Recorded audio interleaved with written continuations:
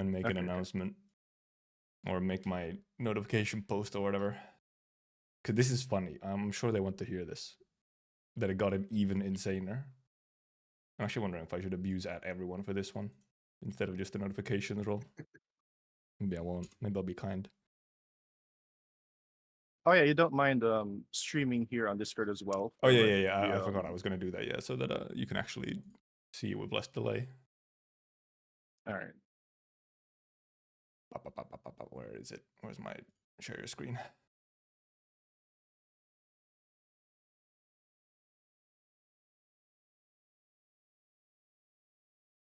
Make sure that I don't have sounds coming through for some reason. Okay, no, I don't. Hello, everyone. Actually, I'll put on a little. We're probably gonna yap here for a little bit before we start, aren't we? Yeah, no problem. We can go through. Hello, everyone. Bad admin, this server will be under control. They say in the chat instead of on the Discord. Give me a sec. I'll put on a little. Put on some kind of background music for stream while we just chat. I can't type. Holy moly. Oh, it's just not. I was searching for the wrong thing. That doesn't help.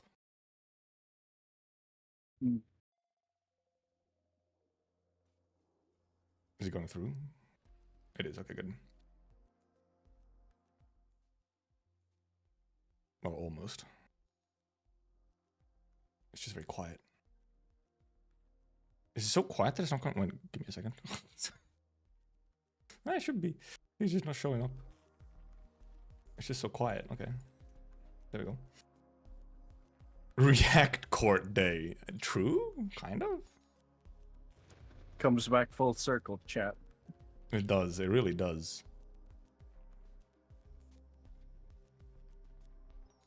Also, I mean, this. First of all, this entire thing, we might as well talk about it. My whole bit in the video came out of like an offhanded joke, essentially. It did. It was like one day. He fucking sent me a fucking picture of. What was it again? When was it? Okay, yeah, because here dude, this is back in November. It was such a long time. It was in November. My time. Holy moly.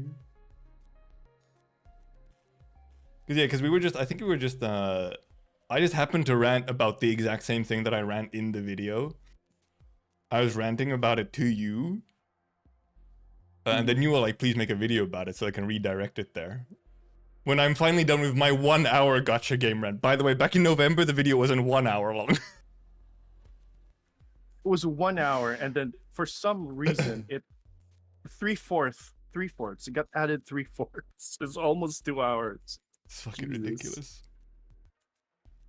And then, also, because if you want to use the theory in the video, like you can, then nah, I won't use it. Also, this shit will turn 2 hours if I did.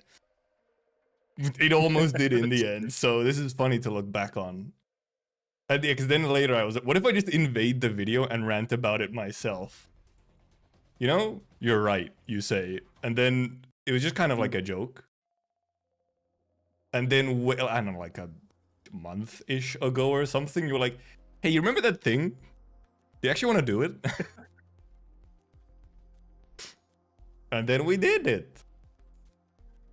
Although, to be fair, I was actually thinking like, no, I was actually dead serious on that. I thought it was like, for you it was like a joke. For me, it was like, yeah, okay, I was like a half joke, but then. But I mean, hey, it worked out. It did. Also, indeed, probably for a lot of people, just in general, like what the fuck? Why is this guy in here? Suddenly in here? Because we have not interacted in any way, anywhere publicly, other than you sometimes being in stream chat. It's true. So then it's suddenly like one time where. Go ahead. The one time where we collabed with Fora. Yeah, oh yeah. Back then as well. Yeah, true. Mhm. So kind of out of nowhere, that what the fuck? He's just in a video. He has a 12-minute long section in the video. The hell? Seems like it's out of nowhere. Like, how did this happen? But we've just been, God, I mean, it's been a while now. When did you first message me on? Oh yeah, your stream probably went fun. Oh no, it's just me because I alt tabbed. You messaged me on I think like beginning of October on Twitter.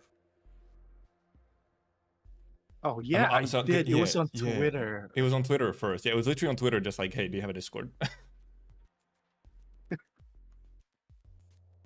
To be fair, the things that happened before that. Like, yeah. So not to get into any details, but we were supposed to be in a thing together, and then it didn't work out. But then Ray reached out to people who were sort of part of it and like, hey, would like to, just like, I don't want to miss out on cool people, and we agreed. So then we just started talking. Christ, it was actually in October, and things just went from there. And then we quickly realized that we have a lot of things in common. Like, oh, you like that game too? Huh? Oh, you like this thing and this thing? I still vividly remember when we were talking about Monster Hunter. You were about to grill me if I said something along the lines of longsword or dual blades. Yep. I was, what's your main? This may decide the rest of our friendship. And then you answered in an acceptable manner, so we're still here. Why did it change again? There we go. Spotify being weird. Any extensions in Cthulhu as well? Not actually friends, yeah, fake friends. Chat, is this content farm? Yes. 100%. It is content farm. We're milking it for all it's worth. Gotta, I mean, come on. What else am I supposed to do? SME tried to orbital strike us. Right, dude, you have to, literally right before stream started, I got more details on the SME copyright bullshit. Why the video had to re-upload it. Just tell him. Yeah, so basically I was sleeping peacefully, like, a cat in a litter box or something. But then I woke up to like an email from like Sony Music Entertainment with a cease and desist. I had to take it down as like soon as possible. Like, yeah, god damn. Yeah, I just thought it was like I thought it was just the normal, like, so you get the claim first and then Ray disputed it.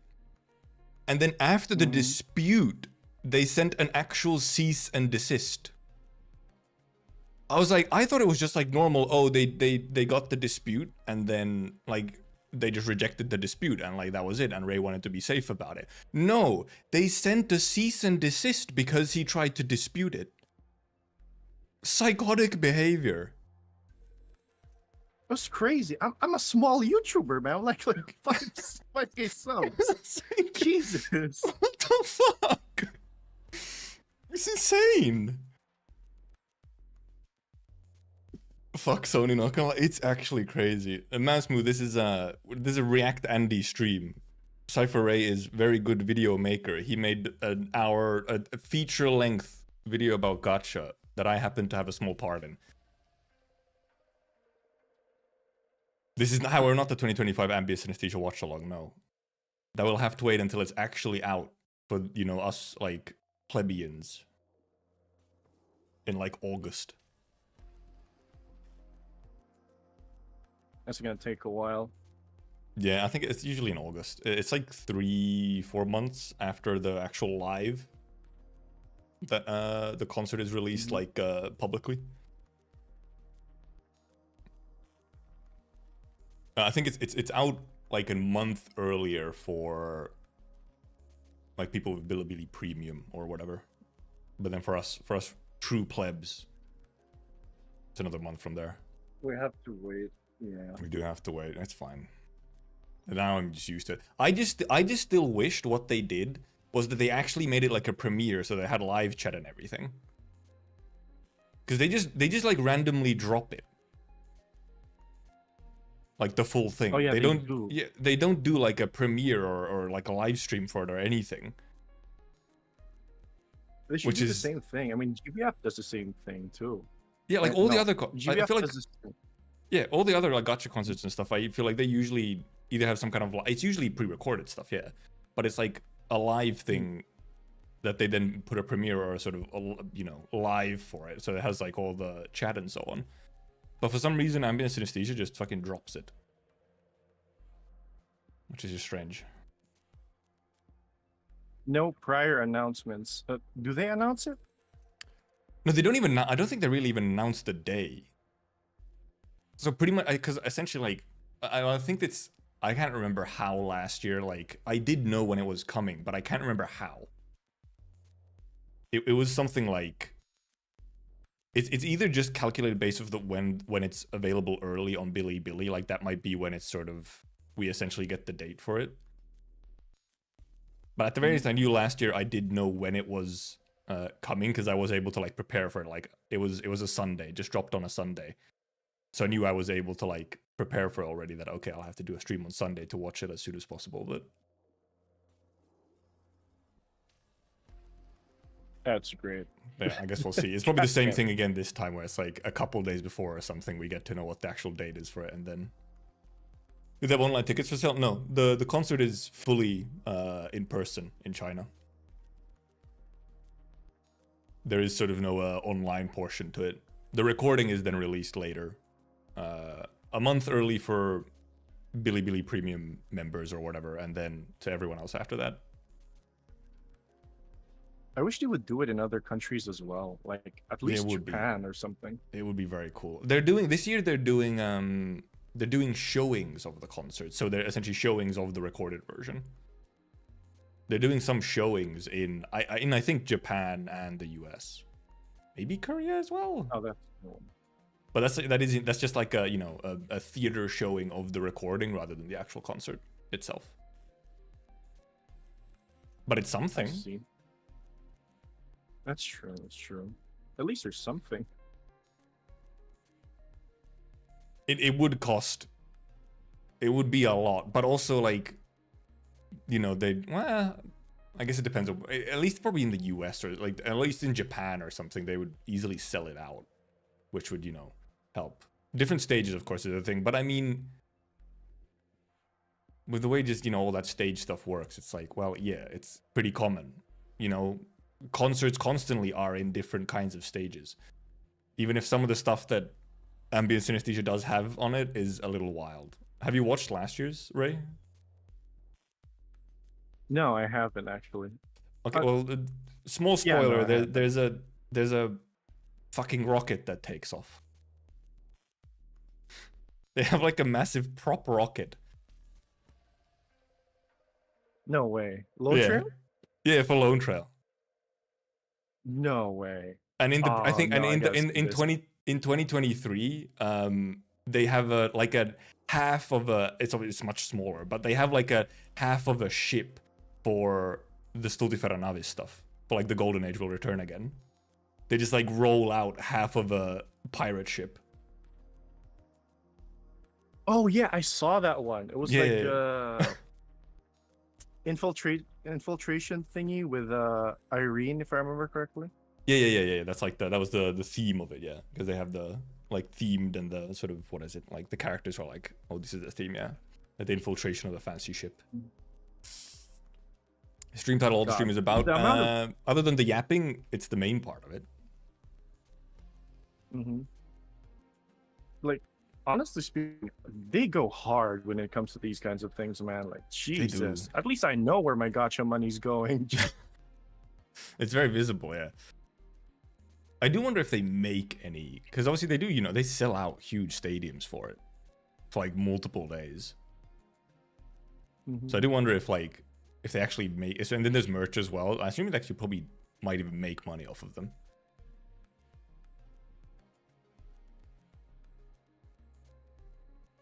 But I do wonder. But still, I mean, they just, because also apparently, if I remember correctly, this year's concert was indeed already being planned by the time that like last year's concert was like happening. Oh. Yeah, like while last year's concert was going live, this year's concert was already like being planned. Still Oh, believe it's that's at a loss. cool. It could be. The tickets weren't like super expensive. The most expensive tickets I think for this year's concert were $200. And then there was like That's 6 or decent 7 amount. different prices. Astro recording came on YouTube exactly 1 month after Bilibili. Well, so it's 1 month after Bilibili like premium. Yes. I also can't remember when they actually announced that the recording specifically goes up, but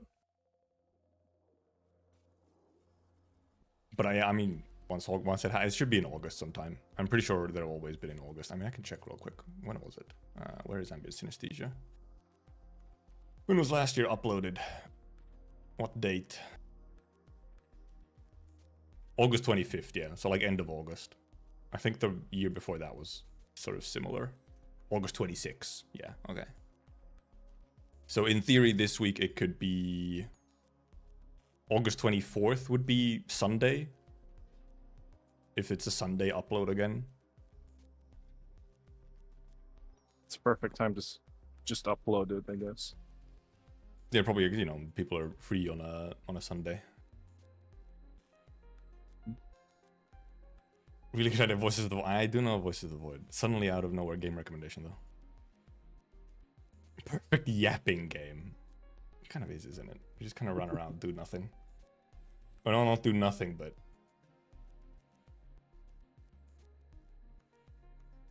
surprisingly, the concert exclusive songs are on iTunes yet. Because some of even last year's concert exclusive songs aren't on like streaming sites, I think. For some reason.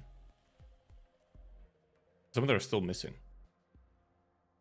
Unless I've just missed them being uploaded or something, or they're under like some other, because sometimes they get put under like a different artist essentially, and you don't find them as easily.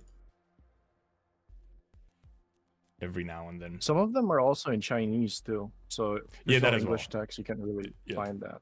Some of them are also in Chinese, which is why you sometimes rely on Indeed knowing what like artist or label they're uploaded under. Empty Crown, Lord of Fiends are great, but I can't find them. Yeah, I think they're not on like for some reason on Spotify and stuff. For whatever reason, they're on obviously Monster Siren's own site, but and maybe on like some Chinese music streaming sites. Sometimes I guess there's just some weird, I don't know, licensing thing. If they have like some specific guest artist or whatever. Because for example, also the newest Exia Alter EP is also not on Spotify yet, from all I know. For whatever. Oh, now it is. But yeah, okay, now it is. It took a while for it to upgrade, but indeed, it's not under Monster Siren. Because it's like a guest artist. So every now and then you also have this whole situation where it's under different artists. Oh, that's interesting. I thought like every single one of their songs were actually under MSR.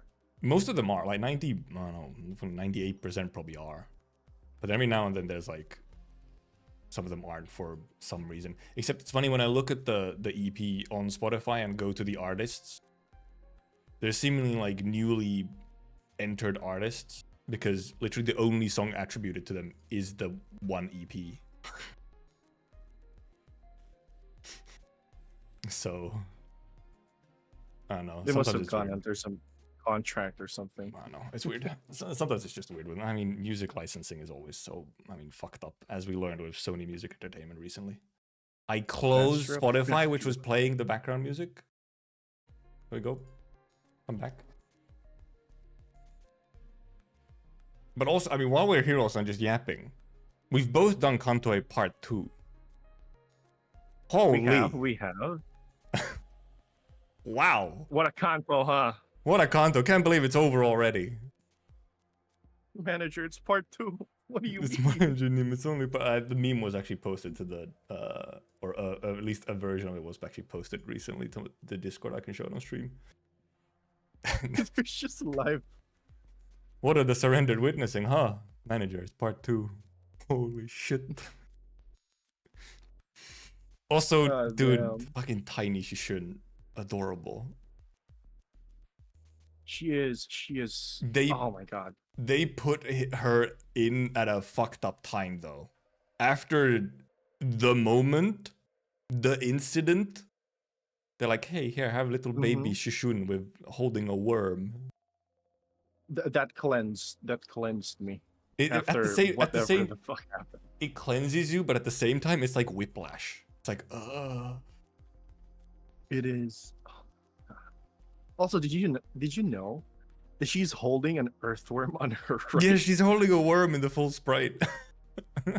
Then now there's also fan art of it, of course, because tiny baby holding worm. Last year's Millie song and this year's Eimer song are not on MSR. Yeah, they're not. MSR is probably in the credits, yeah, but they're obviously, when it's like, especially when it's a track that's it's made for Arknights, but it is technically like fully a song by whatever artist this is. So like Millie and the recent Eimer song, yeah. And indeed, the recent Eimer song is the one that I got hit by with Sony Music Entertainment, because it was in the anniversary live stream. Yeah, it's so fucking cringe. They just keep doing that shit. Oh my god. Oh my god. Yeah, because that was the fucked up thing as well. So for me, it was first I got the audio claim, which was like, okay, yeah, that makes sense. It's Eimer. Obviously, the audio is gonna get claimed. I was expecting it 100%. Frankly, I was expecting to also get claimed for the Reona song earlier for the season 3 trailer. But that actually somehow didn't get claimed. I guess we were just talking over it enough that it didn't. But then the Eimer song got claimed, and I was like, okay, that makes sense. And I put like a Ray's song or whatever, so that maybe it could still stay in. And then like a day or two later, they come in and also claim the visuals because they showed the music video. And that music video is actually just the full music video that they uploaded to like Eimer's official channel as well. So technically they were in their right to do it, but God, they are so zealous with it. It was so stupid. I mean, like, it's just a small channel. Like, come on, dude. Yeah, dude, me, sub 3K subscriber, react Andying to some gacha game trailers. I know, like, we gotta claim these visuals as well. Not even the automatic video. We gotta go and claim the visuals as well. Jesus Christ. They're insane. Yeah, they are. I mean, like, they didn't claim the video before, like, they only claimed that the next day after, right? Yeah. Also, yeah, I didn't get the claim right away. I went a good half a day without the claim even like happening yet, and then I got claimed on the so stream. Then someone must have seen it. Seemingly, like a real life person. Yeah, well, so first of all, the video I expect to have been something like an actual manual claim or something, because visuals do not generally get claimed automatically. Music does, no, Content ID does, but visuals don't. So visuals I feel like had to be manually. But also it just took a while for the Content ID to get claimed as well, even though we literally had people get hit by the Content ID and their streams going down mid like live. Jesus.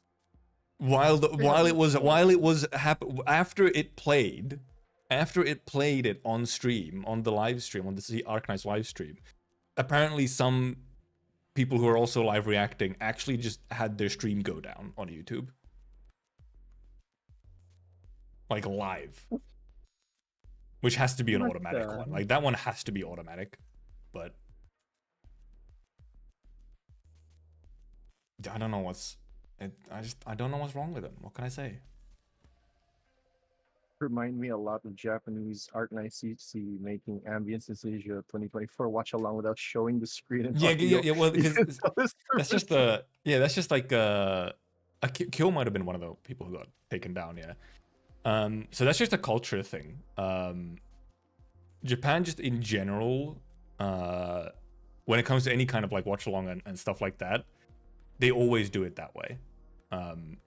Where they just put like a timer essentially so that you know what time the video is at. And there's no audio, no video or anything. That's just like a culture thing with how Japan is with any kind of I mean, essentially copyright stuff or whatever. Oh, they're very strict there. They're Man. super strict about very it. Strict. So that is just like that is just how almost pretty much every Japan streamer does it. I'm trying to figure. Wait, give me a second. Am I dumb? I'm trying to figure out. I'll stop the Discord stream for a moment. I can figure out how to adjust your volume while the stream was on. It's all right. Okay, hold on. I think I really need to like put it near me. Because you were loud when we first got in call, so I turned you down, but I turned you down too much. That's all. I'll put the streams on once we start watching. Actually, which probably we'll just do pretty soon here. It is an hour and 50 minutes long, pretty much. Well, hour and 40, a little over. YouTube needs to fix its copyright system. It is a feature-length film, yeah.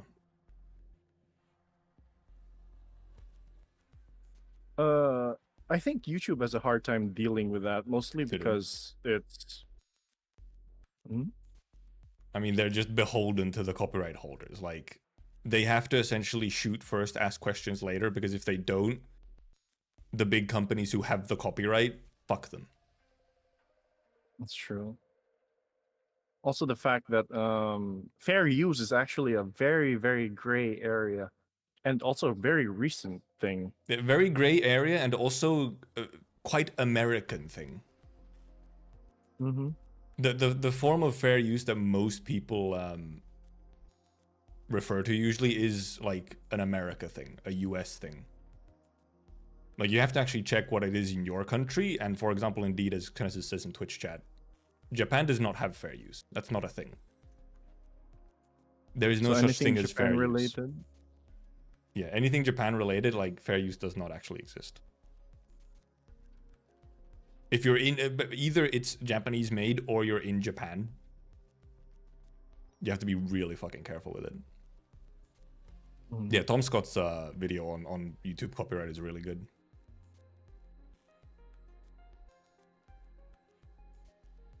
Show me the video of guessing Gacha game music and the video got copyright because of Between Two Worlds. Well, yeah, so Millie has the it's automatic content ID, because Millie puts the songs into content ID because that's their livelihood, that's their job. They have to put it into content ID so that people don't just like fully re-upload their music, but they don't actually care if you're using it in a different way. You can just dispute it, and the claim, they won't do anything to the claim. The claim will just run out, and it'll open it up, like it'll remove the claim. Because when you dispute a claim, very chill. Yeah, there's a super chill. They just don't touch it. When you dispute a claim for something like music, they have 30 days to like check the claim and either reject or accept. And if they don't do it in 30 days, then it's automatically like accepted, and any sort of copyright stuff is removed from the video and it's free. So that's what Millie does. So for example, I don't have to worry about Millie on like limbus streams and stuff, especially for like, you know, big climactic cantos and whatnot, because I just go after it. I just go and dispute the claim, and 30 days later it's gone. And pretty much all Archives music is safe, except for some stuff that's been made for global, and well, now a couple of things that have been made for CN as well. Really fall into any music label? Are they independent? They are under some form of label, and there's some company that handles the actual like claiming stuff. There's like some Korean media company that I think does the claiming stuff for Millie, but I can't remember what it is right now. But like if you look at the details of a Millie copyright ID, it does show some specific company for it, I think. Which is just like they're just, you know, like a media rights company that does this sort of stuff. Even if otherwise Millie is like mostly independent. Because, you know, they should focus on making music and not like going around trying to identify which claims are actually like reasonable, or like is someone stealing their music on YouTube or wherever. That would be a lot of time and effort for the, you know, artists themselves to do.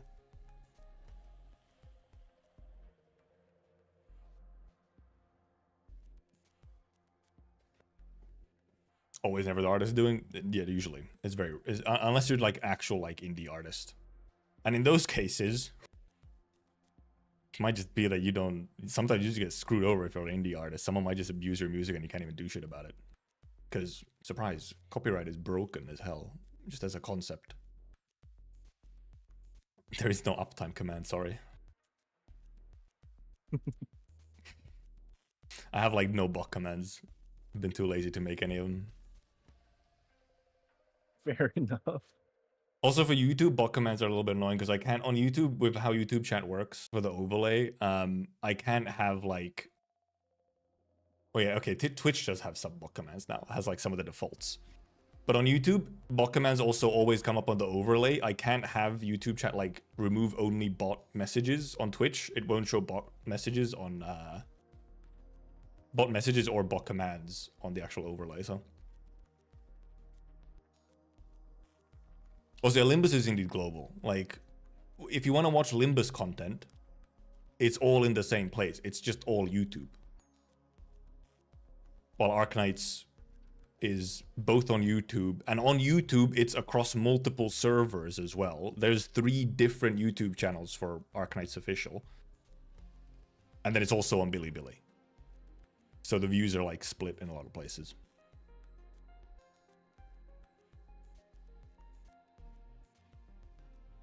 Which explains you were wondering about.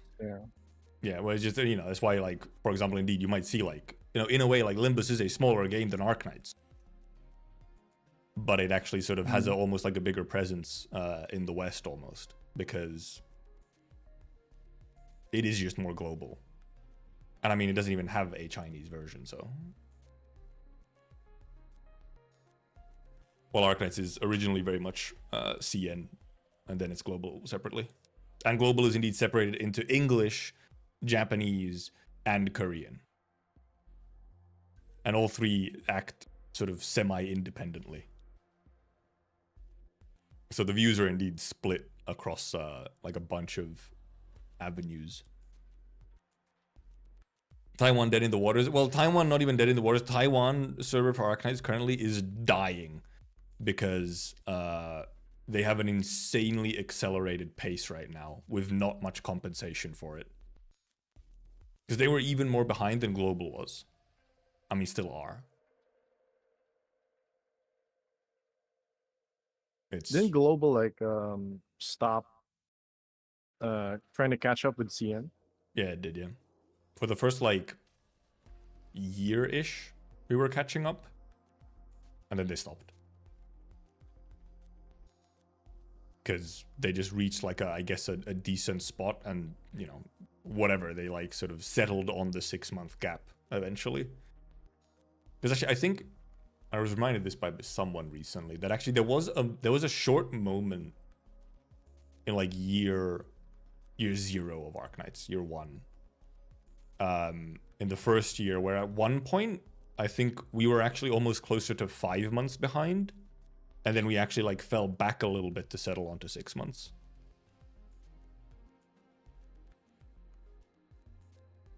Which was... So clearly they like decided that 6 months was the place to be. And yeah, Yostar handles... Yostar is Arknights EN, JP, and Korea. And then Taiwan is a different publisher. But also Taiwan has now been partially acquired by Hypergriff directly as well. Thankfully. Well, thankfully, but also when they indeed acquired them, that's when the acceleration started. Oh. Because Taiwan was indeed even more behind than global. And I think probably what they're trying to do is that they're trying to catch Taiwan up to at least global. So that all the non-CN servers would be on the same schedule. I think Taiwan was like a year behind, yeah. And also, global has indeed also been going a little bit faster now. We haven't really had a dead week for a bit now. So I'm not sure. I'm not sure. Maybe we're actually doing something. Maybe we're doing something. I welcome it. I'm okay with it. Some people are not. And Taiwan, however, is like they're doing the catch up wrong. I like that they're catching up, but they're not getting compensation for it like properly. And that's the issue.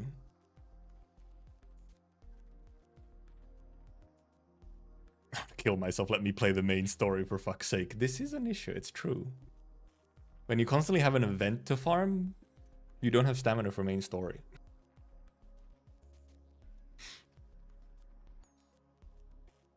Actually, what was the last thing you did in Arknights, Ray? If I remember correctly, I was going through the side stories, and then I stopped at breaking the ice. Okay, yeah. I think mostly because it was very long. Break the ice is fairly long, yeah. Oddly enough. But so far, I've been enjoying the main story. I'm at Didn't around you do chapter 12. Oh, you've continued main story. I didn't realize. Because I knew that you paused after chapter 8 for a while at least. Mm-hmm. And I also actually kind of did almost tell you, like, you can take a break from main story and do some side stories and whatnot that interest you. Also, right? It's been... Am I the reason you even got into it and thus also extended the video by a bunch? You're part of the reason. Yeah. Okay. I did chill it. It was mostly because of a bet that I made with a friend of mine. He was like a really huge Arknights fan. He has played since launch. Hell yeah. Yeah, and then he basically, it was like, hey, you should really play Arknights. He wasn't really forcing me. It was just this one random thing because I was talking about Limbus Company and stuff like that. And then he said, you should play Arknights. I think it's up your alley. And I told him, all right, you know what? Fine. I'll play Arknights. You play Limbus. The classic deal. The trade offer. And it worked. I got 2 in, and then afterwards you were shilling Arknights like, God. Okay. I'm gonna shill. I wasn't really like into Arknights first. I was like, okay, this is a game I have to play. I was like, all right, I'll try it. And then Glitter here shilled so hard. I was like, okay, I have to like really focus now. I have to lock in when you're reading the story. I was like, oh, this is really good. This is really, really good. Oh, wait, no way. This is really good. It kept going. I was slowly guiding him towards all the good stuff. I'm like, hey, okay, so you should like do this and then like this, and you know, like you got to do this so that you can do this, and then oh boy, you're in for a ride. Crazy. It's crazy. There's so much stories to go through. I was really glad that there are a lot of stuff because I don't really have to run out. They're just there. You have 5.5 years of stuff. When you started, it was almost like 5 years of content. Mm-hmm. So it's like you can do a lot of things here, and you don't have to rush. I always like, hey, you don't have to like rush or anything. And then Ray came back and like, I read this much, and I was like, what the fuck? When? Like, where did you find the time? Like, what do you mean you read like 10 hours worth of story since I last talked to you? Okay, to be fair, it was Wiss's banner, and I wanted to get her. Oh, that was also the thing. Yeah, you did start close to that limited banner. Mm-hmm. This is wild to like. Holy! I started during Ascalon's banner. It was during Babel. It was during Babel. Yeah. Where I was like, for the love of God, do not fucking read Babel right now. Well, thank God I didn't. Holy. You still haven't read it, right? Yeah. Because I think I told you when to read it. No. You told me like after I finished chapter 13. Yeah. Yeah. It was after chapter 3. I probably also told you like after you've also done like Lone Trail and stuff, which you have done already. So. Mm-hmm. Yeah, I was You like, told me like it is supposed to read essentially back to back with chapter 14. So you also told me like record your record your gameplay. I want to see your reaction. did I tell you that? You did, but it was like in a joking manner, so I didn't really take it seriously. Okay, no, you don't have to. No. You could just live blog it to me or something, or tell me the thoughts afterwards. I constantly like whenever I get the chance, I just vicariously relive parts of Arknights when people are reading stories. Oh, that's the same thing with me and Limbus, man. Yep. It's It's always such just a like, joy to see it. it's like when someone's going through something, I was like, oh boy, I can't wait until they get to that part and see how they react. The X for Okay, the dude that I made a bet with, he wasn't into the story. Okay, shaking I made him play hand. Limbus. I told him, "Hey, you got to read the story. All right." He read it. And He can't stop reading. He can't stop reading. that's just how it. I mean, it's irresistible. It is. Also, almost like, like god damn. Go ahead. Like last week, I just finished chapter 12. I was near finishing chapter 12, and holy, the sarcasm racism is going on. Oh yeah. Chapter 12 has the scene with Amya and the ship revenant, like the airship. Yeah, holy. That's Also, when you like, start. I That's when had you to, start like- learning some shit. Yeah. Mhm. I had to like go through like everything. No, actually, before I went into like chapter 12, I had to go through like all the PVs, all the 3D animations. It was like Hell yeah. I was like sitting there for like 8 hours. I was watching through everything. I was like, this is You good. were This is watching good. like everything. Okay. Yeah, because Jesus, it is wild. I mean, you've seen, I know some people have seen that I used some of the 3D animations for Arknights in like some parts of my videos, Spoilers. but I didn't really like watch through them. I just skimmed through them and then just picked like the important parts. Yeah. And So I then had to like watch later. them again. Mm-hmm. One way to consume them, I guess. And he's just like, I need A roll, I need B roll. Or like 7 different streamers going through the incident in Kanto 8. Yep. I did identify some spikes in viewership yesterday during certain moments.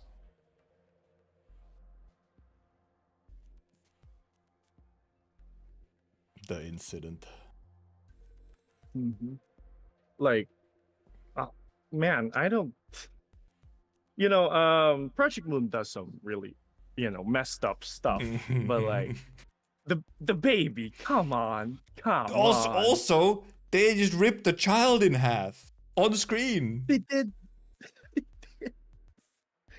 That's like an unborn child in the literal child. They're just dead right there. It was like punctured through. Mm-hmm. It was damn. Also, there like- was quite some. Also, I mean, we have to. Dude, when Bina came on screen in full glory, I was like, holy shit, they actually did it. It was so peak. It was so peak.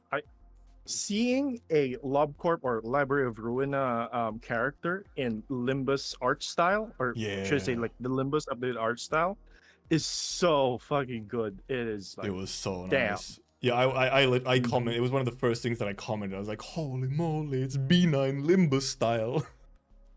Mm-hmm. The new sprite. It was quite. Also- Because I was wondering if they would actually do it, or if she would just kind of make like in the CG, like you see her, it's like, oh my god, it's Bina, she's doing Pillar and everything. And then she came on screen and started speaking. I was like, holy moly. I was expecting her to just show up in like the drawn out cutscene. Like I was expecting that, but I was expecting her to like speak and have a Yep. sprite for herself. Like holy. That was the part I was like, whoa. Arcanine like Limbus when what, like September or something, like next fall or this fall. Mm-hmm. And yeah, Arcanine doesn't usually get too graphic, but that's partially because of, for example, Chinese censorship. You can't get super graphic in visuals. The Confucius whole battle is very funny. Yeah, answer me. And age rating, yeah. Yeah, Limbus is rated well, like mature essentially. Dude, Jachu is holy. The guy, I thought he was like a dick or something. I thought he was like on his path of revenge, but when he actually gave us a chance to talk, I was like, damn. Yeah, damn. Okay. I wasn't that surprised. I feel like I saw like I don't think this dude is here indeed for like fucking shit up. He's too based for that. Like he has shown himself to be too much of a goat. Like I think this guy is a good guy, and I would say it turned out to be a good guy. He really was. He really was. I think during his travels, they said that he left Hong Yuan, right? Yeah. I think he found out the truth about the H Corp attack, and then realized that it wasn't really the Jia family's fault, nor yeah. I feel like also yeah. I like he seemed to be in some form of knowing. Mm-hmm.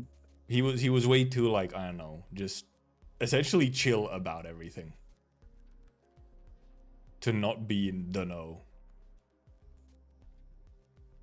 Dude has fucking ego without Golden Bow's help. He's just built different. He is just built different. He crushed us, but he did it with stride. Obviously, you did the pre-nerf version, didn't you? I did because I had to like, okay, hold on. I went through it, and then there was like this section where you have to like get like 3 status effects for Hong Lu. Hong Lu fucked up one of them. You're one of them who got hit with the infinite. Yes. The issue of not getting all of them.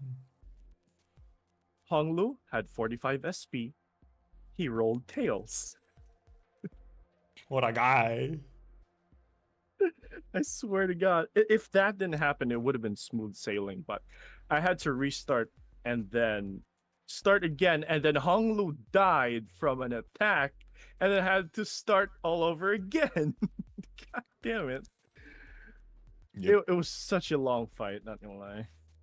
It was a long fight. I had a comment on the Discord earlier today on like when you go look at the VOD and you see that the streamer man is entering the last boss and there's 2 hours left of the VOD. Jesus. Not all of it was the fight, luckily. We also yapped for a good bit afterwards, and there's obviously the reading part as well. Mm-hmm. But yeah, it did take a while. But I did one-shot it. Other than like, I think I reset like turn 1 a couple times because I just got screwed over. I was like, I'm not fucking around with bad SP economy in this situation. So I had to reset like turn 1 a couple times because also I had an ego gift that literally gave me -5 SP at the start of an encounter. Oh, that thing is like really, really bad. So so that didn't help. So I had to, indeed, I had to like get a good turn 1 before I was like, okay, we can try this now. Also, yeah, the one of the events where you have to like, you crawl into some building or whatever, and you can like fall down, and then the sinner dies if you fail it. Oh, that one. I might have killed Forced like 12 times. Just resetting that encounter. What? Yeah. Because it was right after a checkpoint, and Heisho Force had a had a 12.5% chance of getting it at 0 SP because the SP had just reset. I decided to brute force it instead of take the one battle and get her more SP. I decided to just brute force it and constantly retry it. So Force had to fall down a hole and die horribly like 12 times. Oh god. As for me, I just fucking threw Gregor in there. He died. I was like, okay, that's it. Let's go. You know? Well, because I was like, no, I can't go. It's the new busted ass force who absolutely carried me through a lot of those fights. I was like, I'm not Definitely going gonna lose. forward without my force, man. Oh, she is busted. She is She is so super busted. busted. She's so busted. I And literally one like stagger bar? one stagger by that at 50%. That she can also ignore if you do it correctly. Jesus. Silly woman. But yeah, she carried like a lot. She was for almost all the like only the last boss did I like really have to do much anything. All the other ones I could just so easily bum rush, you know, the candidate. Mm-hmm. Oh, And they then were just pretty end it easy. like super quickly. Except if I remember correctly, PM had to nerf that first candidate guy that we fought when we I heard entered the about it, yeah. dungeon. Yeah, I think yeah. Yeah. Apparently they It were was really difficult to fight. apparently they were a little fuckier originally. Because obviously I did a pre Mhm. or post nerf, since I did it a day later. Not as effortless as we Yeah, should have, mine but with a was. bit of thought. Holy shit! Yeah, post is funny.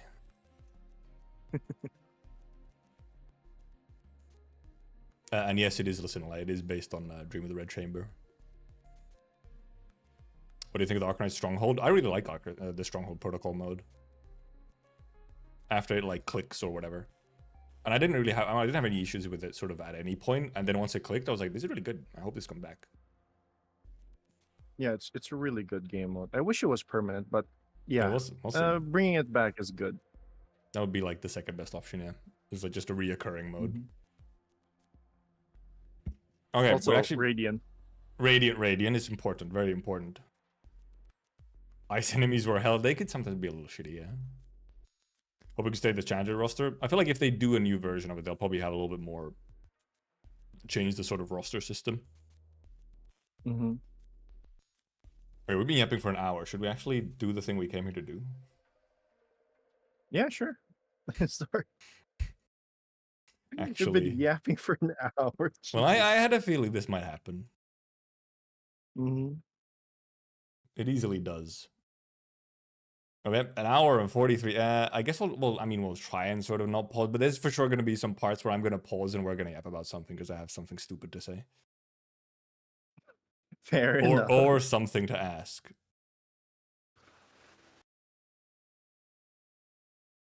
Make stronger protocol permanent players with new blah blah blah blah. Yeah. Oh, we are just starting. We yapped for a while, Ren. Some operators were so ass you generally went to Hawkeye or Misery instead. That as well. Some of them are, you know. Dad used to teach me to read that novel. I don't think I ever understood like 50% of the story. That's fine. You don't have to understand things. You just have to vibe with it. Mhm. It is also a That- very long book, yes. That's what I did with Journey to the West. That thing was like almost equally as long as Dream of the Red Chamber. Yeah, It's just vibes all throughout the way. Don Quixote is also a really long book. Yeah, that one too. Jesus. No, that's also like actually pretty darn long.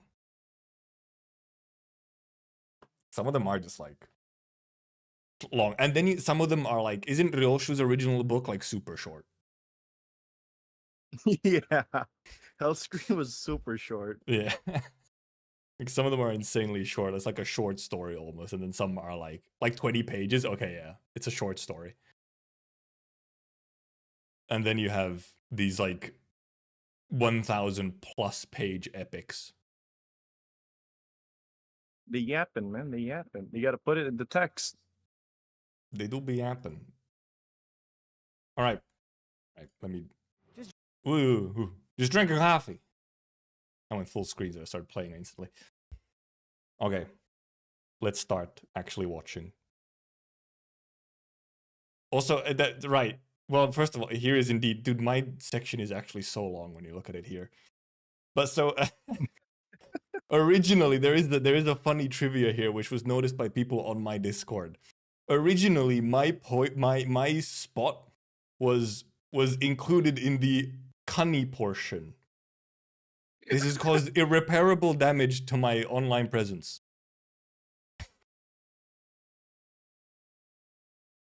Because it happens to be after the BA section. And we to be fair, I told Ray to not put me in like at all, to not put me in the title or anything. I was supposed to just be a jump scare. So Ray also didn't put a chapter marker for me specifically. Just so that it would be a jump scare when I pop up. So technically, all according to plan. It was just somewhat unfortunate that there is now a screenshot of me yapping with the chapter saying "cunny."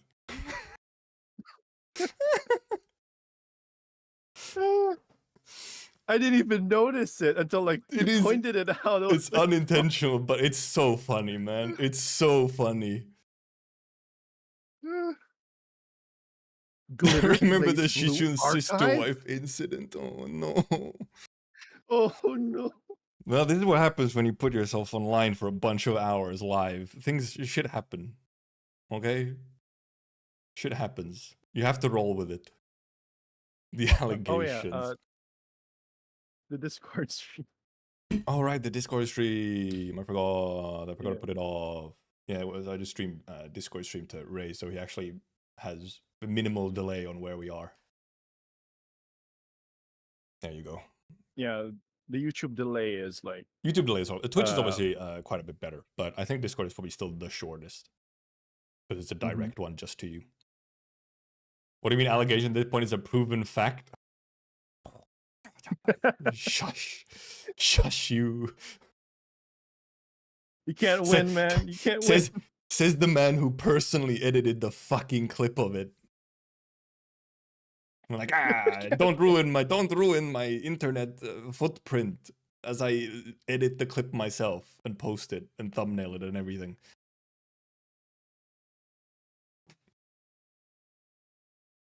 Terrible. That's what we call digging your own grave, man. Actually, genuinely. All for the clicks as well. Alright. Okay. I'm pressing play. Just drinking coffee? Not gambling? No. What? Oh, this is a coffee shop. There's no gambling. Gacha games. You hear these two words and let you me think check to yourself, wow, the volume okay? gambling for PNGs? This is hot garbage. Do I look like I know what a JPEG is? And most of the time, you'd be justified in thinking that way. I mean, you would want to spend $70,000 in Fate Grand Order, right? Oh, you've got to be kidding me. Yeah. Limbus! No way! The magnum opus of how many months did this take again? Nearly 7. Oh my Jesus.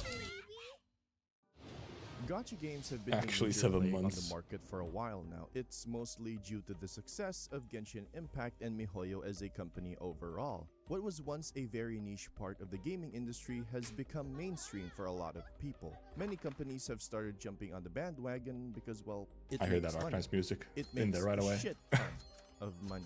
Packed with microtransactions and horrible pull rates, it's no wonder that I get comments like these from time to time.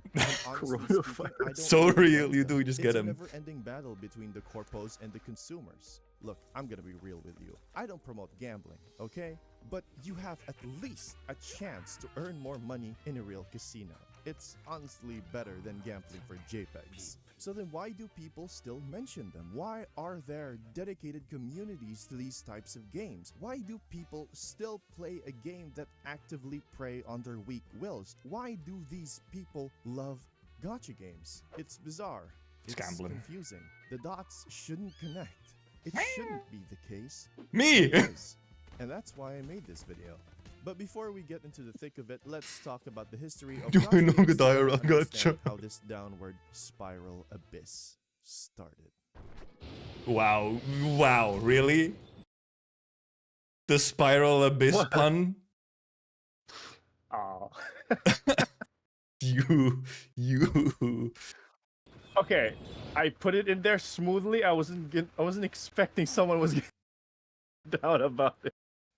Because no one I'm- has pointed it out so far. How dare you? Every time I see a terrible / amazing pun, I will point it out.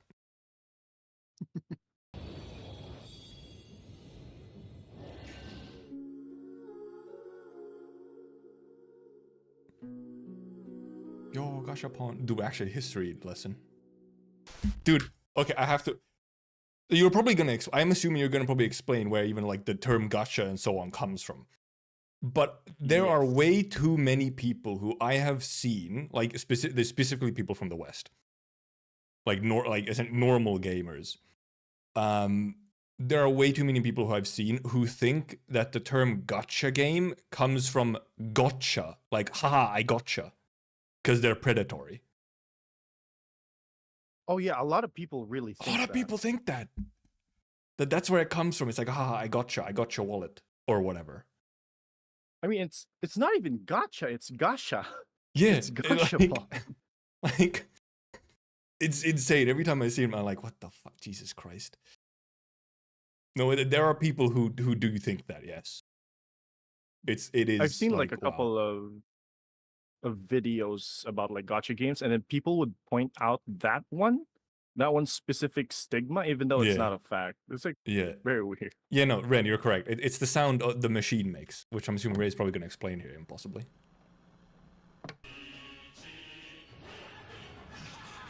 Yo, this fucking Japanese ads, man.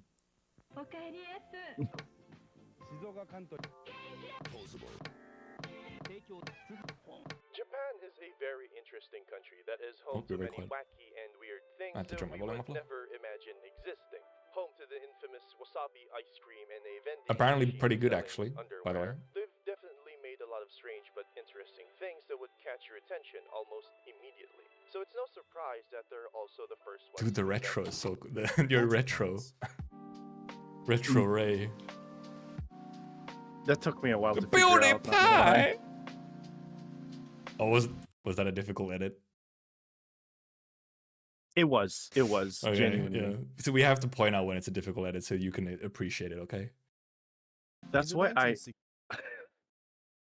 I had to like overuse it in like a couple of videos. It started during like my ZZ video, and then I was like, you know what? I'm gonna fucking keep this. I'm gonna keep using I it. gotta. Now that I have this ready, I need to use it a bunch so I get my money's value. Yeah. a man who would later The editing be called is the Ray grandfather is just an of incredible gachapon editor. with the use I of could never. Sierra, set up the first gachapon machine in his shop in Tokyo. just a guy. He first received an American vending machine from a business partner Nah. in the United States. The man took one look at the machine and said, "This is bland as hell," and decided to encase the candy and random toys in a plastic shell, pat himself on the back, and created How long the did it take for this first video, ever Cypher? Like 7 months. gachapon.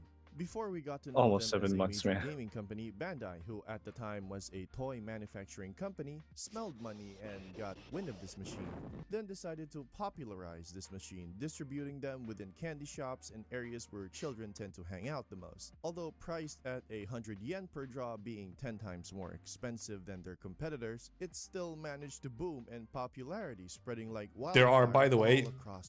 If you have not been to Japan, these are incredibly real. There are entire buildings or entire alleyways that are just these in a line. I have been. Mhm. Yeah, I know. I'm a streamer. Editing There- is not in my skills. No. The country. Having popular brands and Go items ahead, being Ray. shoved into those gachapons Oh, helped these things were like everywhere. Even in my country, they would like give a room in a mall, and then it'll Yep. be filled with these It's things just these. everywhere. It's just these.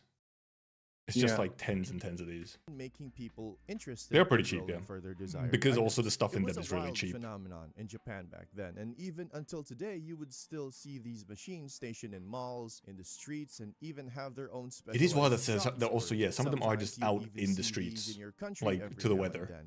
It was just enticing, to say the least. Enticing, as in to say, it was Yo, exhilarating. I was bird. If you wanted Gambling. something, you had a very low chance since these machines were packed to the brim of random items. You didn't know what you were gonna get, and even if you did, it was purely Fucking out cup of luck. noodle gacha. People were excited about this. Every time you win a toy or a candy that you wanted, that dopamine rush feels like Dopamine! nothing you've ever felt before. Some people don't even play for the prizes, they just like the gacha aspect of it. It just feels addicting to a fault. But these machines were deemed harmless by the general populace, Goober considering F-go. that each roll of the machine Oh, usually this is costs nightmarish. 100 What the yen, hell? which is roughly equivalent to It is. 60 cents The USD. jumping It gacha really machine's almost actual targeted nightmare. for children and possibly The high schoolers gachapon as ads well. are so Eventually, fucking over weird, time, man. more It is inexpensive so prizes weird. were stuffed in these gacha Freaky. machines that made it seem worthwhile to try your luck, since they could be sold on the internet for a reasonable price. Then collectors started gathering them, displaying their prizes on the internet Crabs. for a quick Kani, buck. kani, kani, kani, Limited kani, edition kani, things kani, started kani. picking up, and a lot of people started jumping on the hype for this. Although not that well known back in the day, this is where fear of missing out comes into play. This will be an important topic that we will be Oh discussing boy, will it. later on. Money was being made and stocks were flying off the shelves. Competitors started piling up with more and more Yeah, people Asian ads are just. investing in I don't this know what they're machine doing with for ads over there, children. but they are Then interesting. slowly but surely during the late 1980s, gaming in Japan Gambling with began your to bloom. nutrition. For the Do next they 3 have- decades and so, people They have were food in, interested like, in games and UFO catchers as consoles in well. the legendary Famicom or the NES as Oh, it yeah, is they known do. in the West. It's like, As wow, gaming and incredible digital prize. entertainment started to gain more Some traction Some of them and would even have investments, Another phones. form of entertainment was on the rise. Well, that's better as than well. fucking Card some battle bad games. chips. Now you're probably wondering, Cypher, True. what the fuck are you Oh, talking me, about? me. You've deviated from the topic of the history of Gachapon by driving the truck off the side Whee! of a cliff. Now, dear viewer, we are actually on the proper track. As crazy as it sounds, while we are currently tumbling away in our seat while the car You did keeps this, rolling Ishmael? at an incredibly high speed, do not Oh, fret, the for Wii we are music. alive. Battered, bruised, and bleeding with a couple of broken bones. Wait, dude. How did you get guy just flew, how man. did you get footage of Kanto 8? Incredibly high speed, do not fret, for we are What the hell? How did you get that? Ahead of time, insider. Children are dying, man. Oh my god. battered. Why would you do bruised, this? And bleeding with a couple of broken bones, rest assured, we are still alive. Games, consoles, Sonic, and the Italian plumber that can't seem to find the princess he was looking for. They were popular at that time. But you know what More BA? else was popular? Card games. Yu-Gi-Oh! Duel, Pokemon cards, collectibles, a shiny That is Blue Pokemon, Archive, right? Is that Blue Archive? product No, it's You and Official. Yeah, not Blue even Archive. It sounded Exodia. kind of Blue Archive. So I'm sorry. Yeah. I just called Hamster a Blue Archive character. Oh, Exodia. Motherfucker. Don't forget gachapons too. Mm. So then a major company in Do I have it? But I have 2010 the saw quality these at three max. things and decided, I do, yeah, okay. what if we made a card game? A card Oh. mobile video game. Yes. With limited edition cards behind. What if we made a Gachapon. trading card game?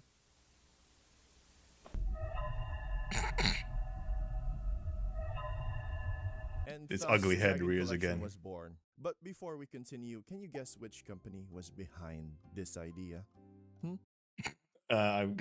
For how morbid the Kanto 8 incident, the memes from it are insanely hilarious. It's called a coping mechanism, I believe.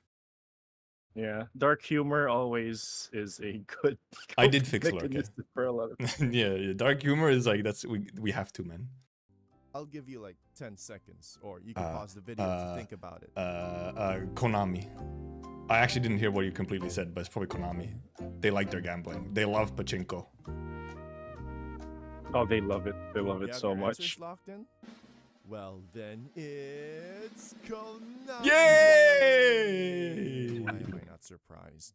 Yes, Konami. It's the same Goofy company music. that Kojima left, and the same company who made Silent Hill and Metal Gear Solid. It's Konami, of course it is. Pachinko gambling machines. Dude, Oh, God. pachinko is insane. Now, I want to make it clear that Dragon is. Collection, by all technicality, is the first gacha game to have ever existed. It's- But there's a huge but There- here. there- Microtransactions are you with aware random virtual Of like the generational trauma that the anime fandom has from pachinko. No, enlighten me. So it's not quite as much these days, but there was especially one period of time for a good few years where there was this thing that like a popular anime or something, or maybe an anime, for example, that like hadn't had a new season for a while. It's like, we have a big announcement, guys, coming. Be ready. And then the day comes where big announcements, oh my god, it's a season 2, or something. Like maybe it's a new manga or like some kind of cool something. And it's a pachinko machine. Oh, wait, was that No Game No Life? I think that's one of them. There was many of them. It was a common occurrence. Unfortunately, there were multiple pachinko incidents. So now there's a Swear to subset of God. anime fans who have trauma from pachinko announcements or just pachinko in general. Japan will just turn anything into a pachinko machine. Yeah, man, no, I swear to the Team God. Pachinko machines do sell. There's like 15 different Neon Genesis Evangelion pachinkos. Jesus. goods have existed in games long before Dragon Collection. A It good is- example it's is fucked Maple up. Story. In 2006, you'd buy tickets for Oh, real-life Maple currency Story, no in order way. to obtain a random item in exchange. And the system was I feel like I literally played, called Gachapon. I in-game. dabbled But in Maple Story's Maple main Story for selling like a point one was day not or the something as a gachapon, kid, I thus think. making Thank God it I never not got into valid it. as a proper gacha game. Dragon Yeah, Collection, on same. the other hand, It's was like the first a ever game to really introduce rough the game, gacha not gonna mechanic lie. as It a is, I have a major friend who every now and aspect then of just the like pops game. in again Dare for I like, I don't say, know, a the couple weeks center to just of it. farm Now, Dragon hours and Collection hours and is hours a day. point-and-click type adventure game that was centered around card battling. There's not much to gather here other than the Wow, fact that the frames. best cards were locked behind Yeah, the the frames dice. are really Konami bad. made this game popular through an online social networking app called Gree. It made its rounds through that app and was reported to have contributed to Konami's social network games revenue, which was a total of Classic social 36.7 network games. billion yen, which is roughly It is around kind of like the 2.4 million Diablo Immortal dollars. announcement moment for the pachinkos, yes. This was it. Like, Oh, yeah, is that this an was- April Fool's Was joke? the beginning. This was the start. That was actually Downward 2.4 spiral. billion, not million. Billion. Yeah, it was billion, not million. In 2011, roughly a year after Konami's newfound success on gacha games, Cygames was Oh, established. and they Cygames is made their huge first ever these game days. Called Rage of Bahamut, Mhm. which was surprisingly similar to how Dragon Collection played. Rage of A Bahamut, the point-and-click anime has a adventure banger game opening. with card battles and gacha Oh, it as is. its main The source of Rage of revenue. Bahamut Rage anime of is really Bahamut good. was Holy. then released on September 1st, 2011 on a social Too bad network the game now- called Mobage. And now Coincidentally, Cygames this was is- also is the just year Mihoyo making Studios just was established original by anime three as well. Oh, university there's graduate Mihoyo. students, The namely people. Lue, Mhm. Kahayu, and Lu Yu Hao. Dawe. Also, we now have a recent fun addition to trivia. Around this time, Dawe actually invited Lowlight to join Mihoyo. Oh, he did? Yeah, but Lowlight was like, "Nah, I'm good." But like in a different timeline, Lowlight joined Mihoyo when it was like just started. Oh, that could have been bad. Well, it's more just like a different. It's not like he refused out of like some kind of like, "Oh no, I don't like you." No, it's just like, "No, I have like some of my own stuff going on, so I don't think I will." Also, since none of them knew how to make good art, 'Cause they commissioned Also, indeed, there's a whole thing where a whole bunch of these who are now like big names in a lot of the Chinese gacha games. It's a kind of a small group of people. Most of them knew each other in some way during like university or something. Like a lot of them just know each other from way back and like are acquaintances or friends now. an undergraduate That's student interesting. named Zhang Xinhua. I'm sorry if I butchered those names. Together, the four of them made their first ever game called Fly Me to the Moon. Yo, Now, it's Fly Me him. to the Moon was a game about The well, proto you guessed it, Kiana. flying to the moon. It was a simple puzzle game where you go through stages to collect some stars for points and fly to the moon. This Yep, was that also looks the like first early mobile iteration gaming. of the character named Kiana. Tesla. A Kiana. fun fact, by the way, Fly Me to the Moon is Tuna. a reference to the ending song of Neon Genesis Evangelion, Trauma, man, Fly trauma. Me to the Moon, which was also a cover for Frank Sinatra's Fly Me to the Moon. And also, the rest of Honkai Third is also, or the rest of all the Honkai games is also just a reference to Neon Genesis Evangelion. Mhm. They love that game. They love that show, man. So much of, especially Honkai Third and Honkai Second and whatnot, are just like EVA references. I mean, they would fit it Look, in the like point is every single Evangelion game is that a they major own. Yeah. inspiration Jesus. in Mihoyo's And I mean, work yeah, they is also just have a referenced straight in up a lot collab of with their them future games. later. Now, I know that there are other Oh, okay, you studios even and said it, companies yeah. at this time period that worked on several gacha games like Square Enix. Yeah, Head of Studio Yogstar is also Odyssey, from, like, Final same groups. Fantasy, Lowlight Ultimate and Head of, Star, Los Angeles, the CEOs Infamous, of, Fate Grand Order. I will be Hypergriff mentioning a and couple of them Yogstar later on, know but each other. For now, we'll be focusing From on way these back. two companies specifically because they're primarily the ones who pioneered the Horse gacha gaming girls. sphere. with Psy Games being the one who helped shape the gacha market in the past, and MiHoYo, who is the leading front for the modern or current gacha market. Psy Games, after releasing Rage of Bahamut, then decided to partner with several gaming companies such as the now merged Bandai Namco, Sega, and even Konami themselves. But as you can see, most of these games were flops and reached the end of their services eventually. Surprisingly, Many such though, cases. nearly 4 years later, they released a gacha game that changed the gacha gaming sphere in its entirety. Grand Blue Fantasy. Oh, yep. Yeah, I guess GBF is considered. Yeah, no, it is just a gacha, but also like it's different from very different from like I feel modern gacha stuff.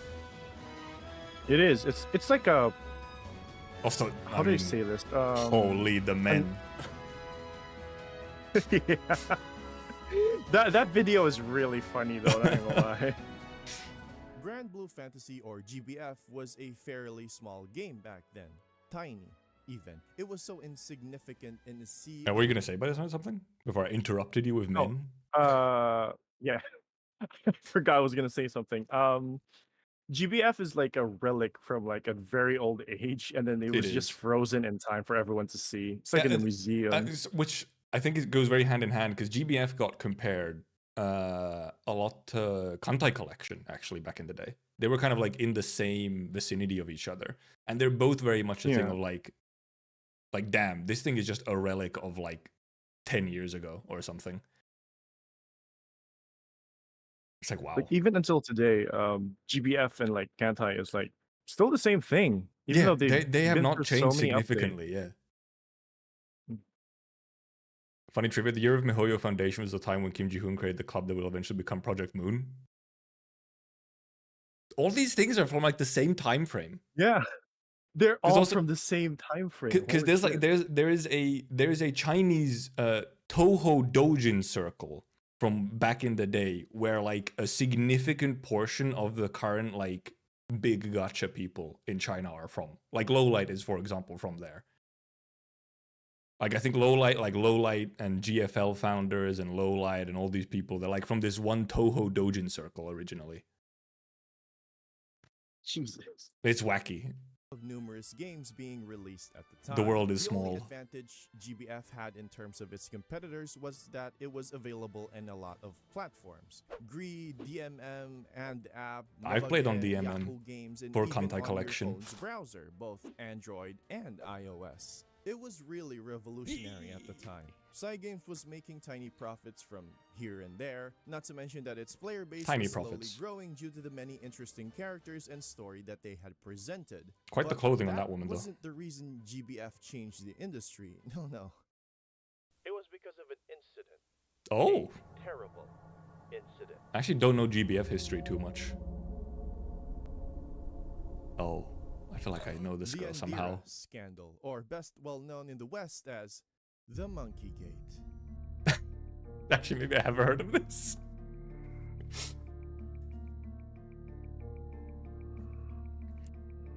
Now, to put into some context into this, GBF is obviously a gacha game with gacha as a main aspect. No way! Now, GBF has an extensive pool of characters in their draw, all ranging from the lower tier R or rare to the highest tier SSR or super rare. Who the fuck named this? Now, of course, yeah, the Japanese, like they love their the like higher the rarity of a multi-word character or rarities. equipment, the better they are. Now, each rarity has a set chance, with SSR being the lowest of all of them. And in GBF, it is a whopping 3%.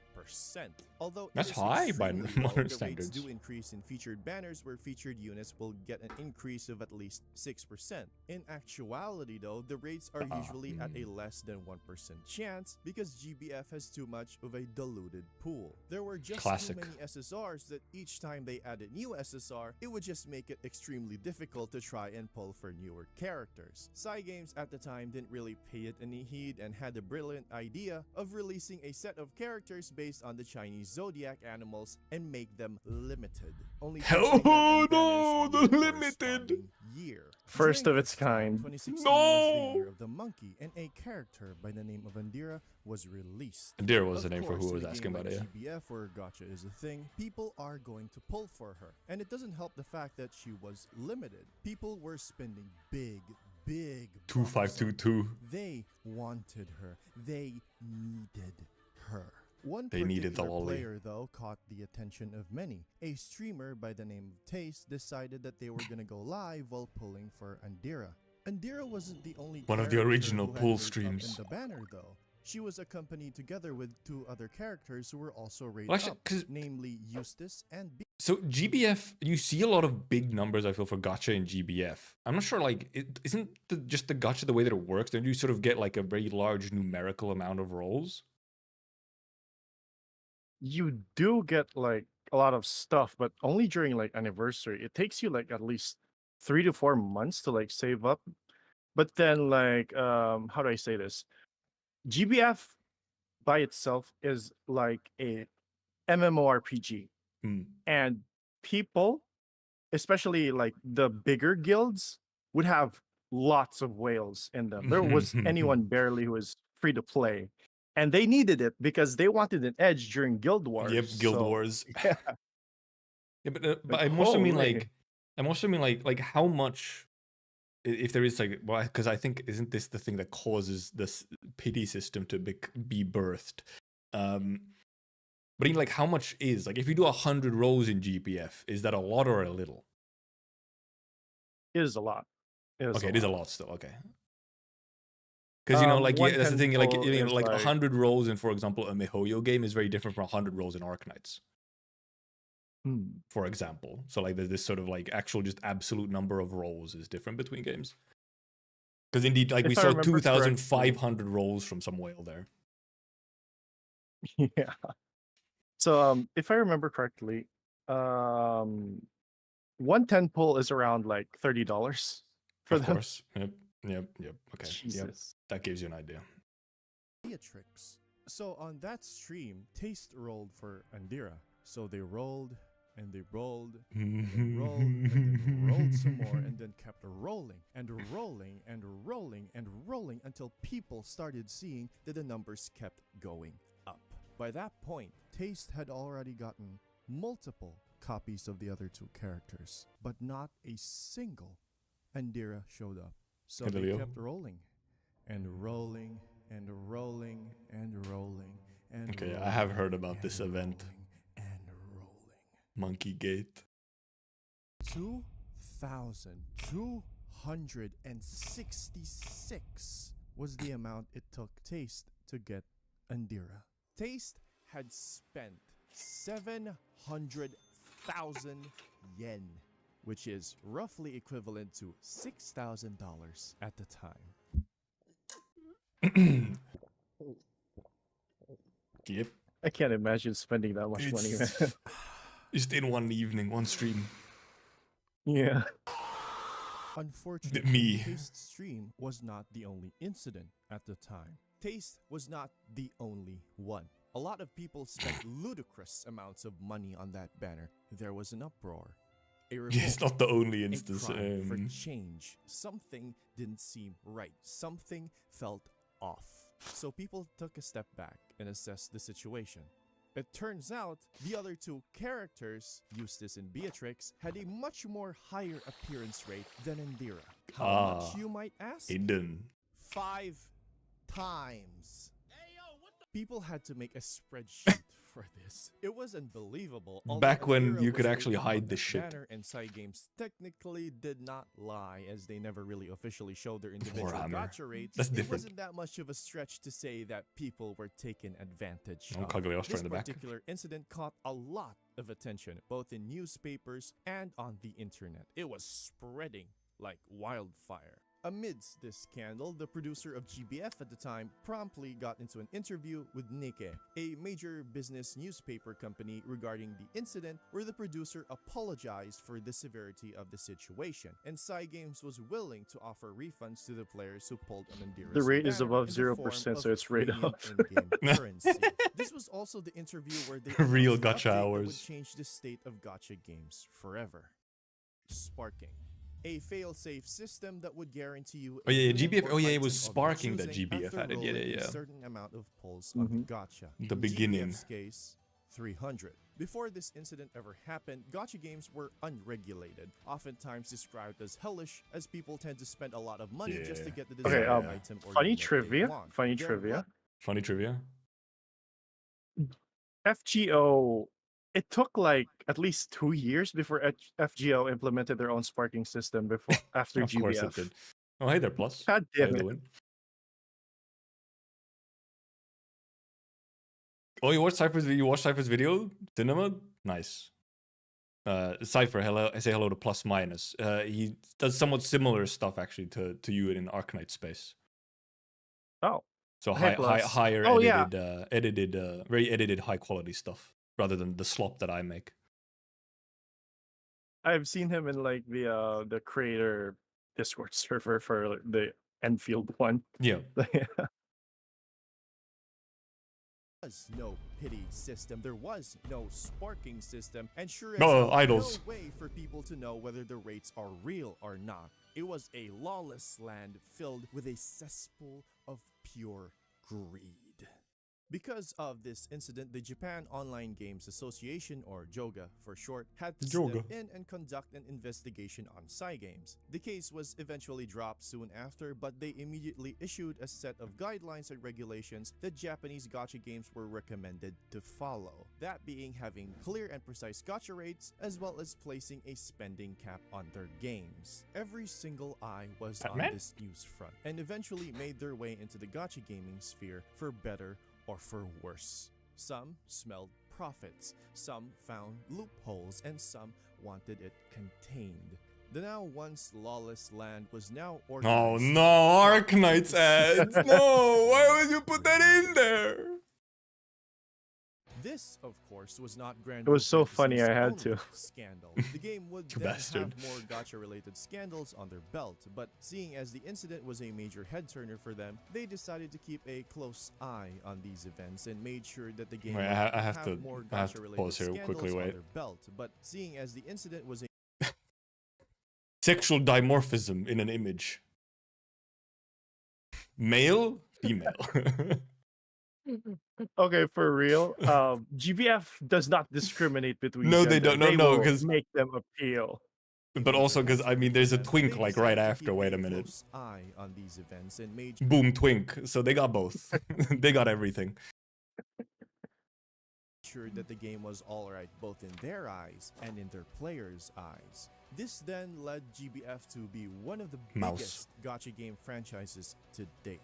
Due to GBF's success, other gacha games followed suit, taking inspiration from GBF's format. Games like Last Claudia, Grand Summoners, and Another Eden. Although not one-to-one copies, you can definitely see Yeah, some it is a whole similarities here genre. and there and how GBF managed to influence a generation of gacha games, together with a now implemented sparking system in each and every single one of them. On the other side, I mean, of the you still spectrum, get, though, like, MiHoYo's new team, after GBF being copycats, inspired by essentially. High School of the Dead, went High School of the Yeah, Dead, there- suddenly. there are a an lot of official them. game called Hokai Gakuen, which Oh, is right, also okay. known as Zombie Gal Kawaii. The game was, well, Kiana. What? It was such a dumb translation, man. Fucking zombie gal kawaii.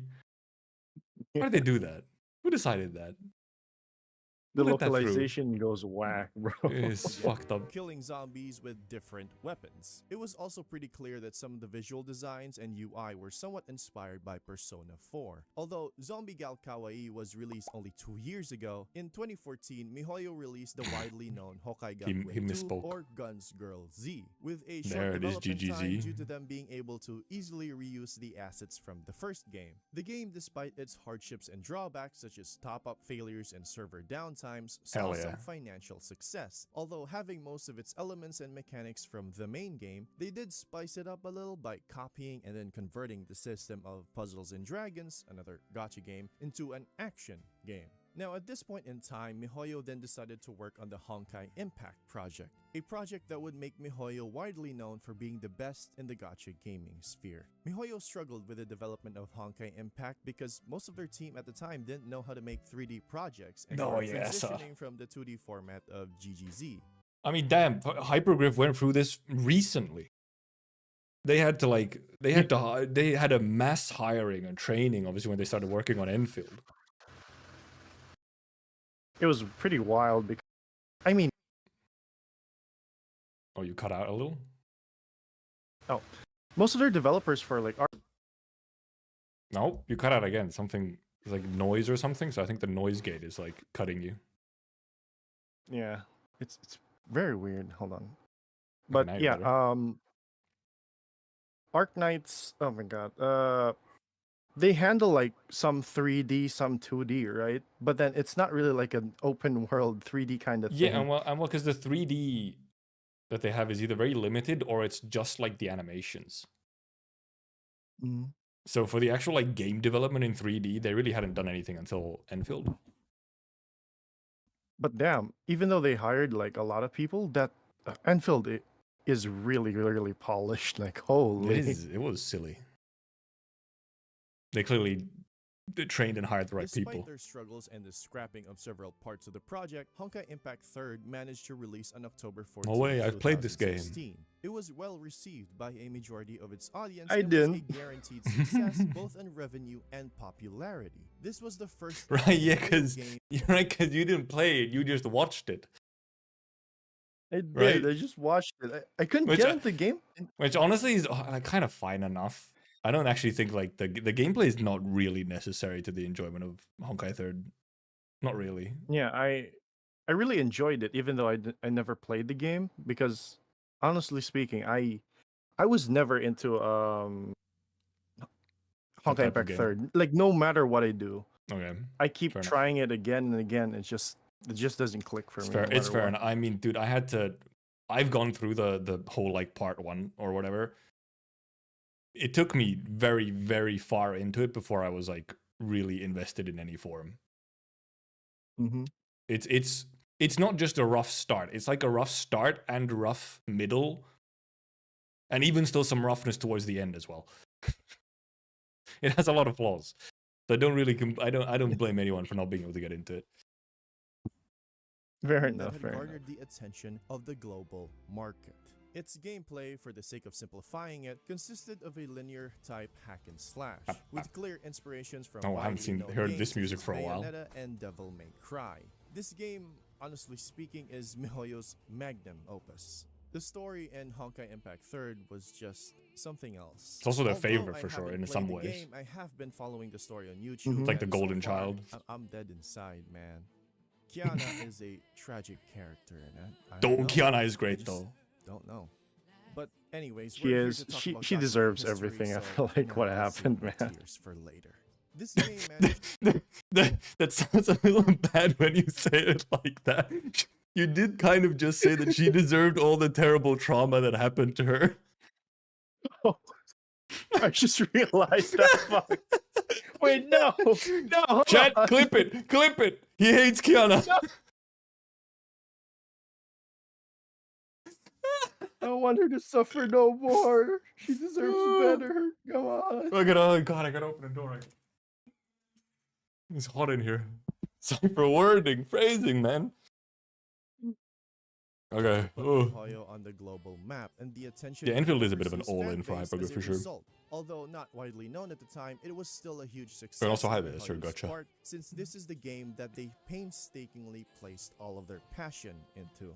Honkai Impact yeah. was also the first miHoYo game to have introduced the soft and hard pity system, and was a very free-to-play friendly game that gave players Well, the and chance to until it collect their wasn't, but, you favorite know. characters. At least Yeah. it used to.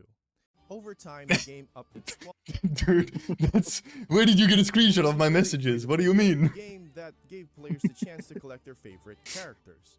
At least yeah. it used to.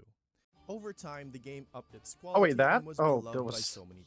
That was another dude that was asking about that. Yeah, Who I'm- actually played Honkai Impact. You know, I've said something very similar for sure to someone at some point. Yeah. players, as it made a lot of them emotionally invested Looking, in the Alicia. story. Afterwards, miHoYo then made another game called Tears of Themis. Although not as popular as its predecessor, Tears Very of unknown Themis one. still managed Okay. to pull in a surprising amount Tears of Themis' players, success the is majority of which really were confusing. women, because Not this gonna is an lie. ultimate gacha game, which is I actually have some small piece of Tears of Themis merch. Oh, you do? What the hell? I do because actually okay. So this we're gonna take 5 hours to get through this video at this rate. But so a friend went to some German convention. Yeah, Tears of Themis is for sure the female gacha players. But she went to some kind of convention or whatever, and there was like a MiHoYo booth, and there was a jacket that I wanted. So I actually no. Yeah. There was a jacket that I wanted. And I was like, hey, can you buy the jacket and send it to me? And then he did. I can show the jacket. I have it over there. But then he obviously got like bonus stuff. Like he bought some other stuff as well, and then he got like, you know, little freebies and bonuses. So he decided to dump the freebies that he didn't want onto me, which included the Tears of Themis stuff. Video audio is a little low. Okay, sorry. Yeah, he just decided to dump the shit on me. That's one way. That's one way to promote their. It's like, what the hell? But I can show you the jacket. Wait. Hey, at least you still have the jacket. Hey, free stuff is free stuff. Man. I'm taking, no matter how catered to women it is. Hey, free lipstick, I'm taking it. It's like a leather Pressure of Thunder jacket. Ooh. Oh, that actually looks so. That actually looks sick. Holy. It is actually sick though. It's just a good looking jacket. Damn, I would buy that for me. Proudly. I got him to buy that for me, and then he sent me all the other shit as well. Damn. Yeah, it's an item made jacket, but specifically it is like Crusher of Thunder themed. Surprising, not gonna lie. Either way, it wasn't until September of Video audio 2020 better that now? MiHoYo would dominate the gacha gaming market. I threw it onto my They released bed. a game that made an unexpected change within the industry. A game so well known that it became a household name. A game that made me do a triple take because I saw a family of 3 in a pizza restaurant with their daughter cosplaying as Farina. Just What the hell? the hell is Genshin Impact? Okay, hold on. It's Genshin. The funny thing is, I was just walking. The story for that part of the segment. I was like walking in like an area, going to go buy food for like for everyone in the house, and then I passed by a pizza restaurant, and then I saw something. I was like, oh, it's probably an anime cosplay and stuff like that. And then like, wait, that looked familiar. What the hell? I looked, and then I was like, no, it doesn't seem out of place. And then I looked again, and then I looked again, and there's like, no. Actual triple take. No. Why? Why is Farina here? Just randomly in a pizza. Was there like a con or something going on, or like? No. Funny thing is, that person was with their parents, and it was actually like a costume contest for their school. Oh, for the school. Yeah. Okay, well, at least there was some event. I was worried that they were just like cosplaying Farina just casually. I realized it because she had like 3rd place ribbon on her chest area. So yeah. I It was only like, got 3rd place okay. because of the Gacha debuff. They were like, we can't give 1st place to Yeah. a Gacha character. Sorry. It was wild seeing it though. Like, holy. 3rd. My friend does it casually. I mean, good for them, I guess, but goddamn. Impact. Fuck! Gacha games before Nine this was a Months? very niche thing. People would disregard it as low-effort, money-hungry type games that would shamelessly manipulate was that you the into failures giving of up men your in gacha wallet. games? And by no means those accusations What are the hell? untrue. That is still being perceived today in modern gacha games because, let's be honest, it's still an issue. Regardless of what other people might think, MiHoYo managed to make gacha games into way. mainstream media, for better or for worse. Genshin Impact was amazing. It was essentially an untapped market. Ever since the it release was. of Breath of the Wild, people have been asking, hoping, wishing for an anime-like open-world game. And it isn't really a surprise that Genshin Impact was deeply inspired by Legend of Zelda's Breath of the Wild. People were attracted to it. It was what people were asking for. It was what people were hoping for. And it was what people It really, in were hindsight, is no wishing surprise for. that it blew up in the way that it caught did. lightning in a bottle. A feat so impossible that it elevated them into the mega corporation that they are known today. Hoyoverse. Genshin Impact was the first gacha game for a lot of new players. It was their first exposure to Rex the gacha Incognito, market. And because banger. of not knowing any better, money started to flow. $245 million was the estimated amount that Genshin made in its first month, overtaking the monster at the time that was Fate Grand Order. It In one was fucking month. absurd. Even though Genshin's pity system wasn't as harsh as FGO's was, I think that was an unfair comparison. It still was a system that generally capitalized imagine what on that said. obtaining duplicates of characters and weapons. Although it wasn't really necessary to obtain duplicates, people who had some disposable income still spent a hefty amount on the game. Now, of course, like every other gacha game company out there, Genshin wasn't free of drama. A lot of events happened during Genshin's first few years that's Also, by the way, let's not forget that like Genshin probably was also helped a little bit by the fact that, dude, it's fucking COVID. Yeah, everyone was indoors at that time. Everyone had so much free time to just fucking go and play a gacha game.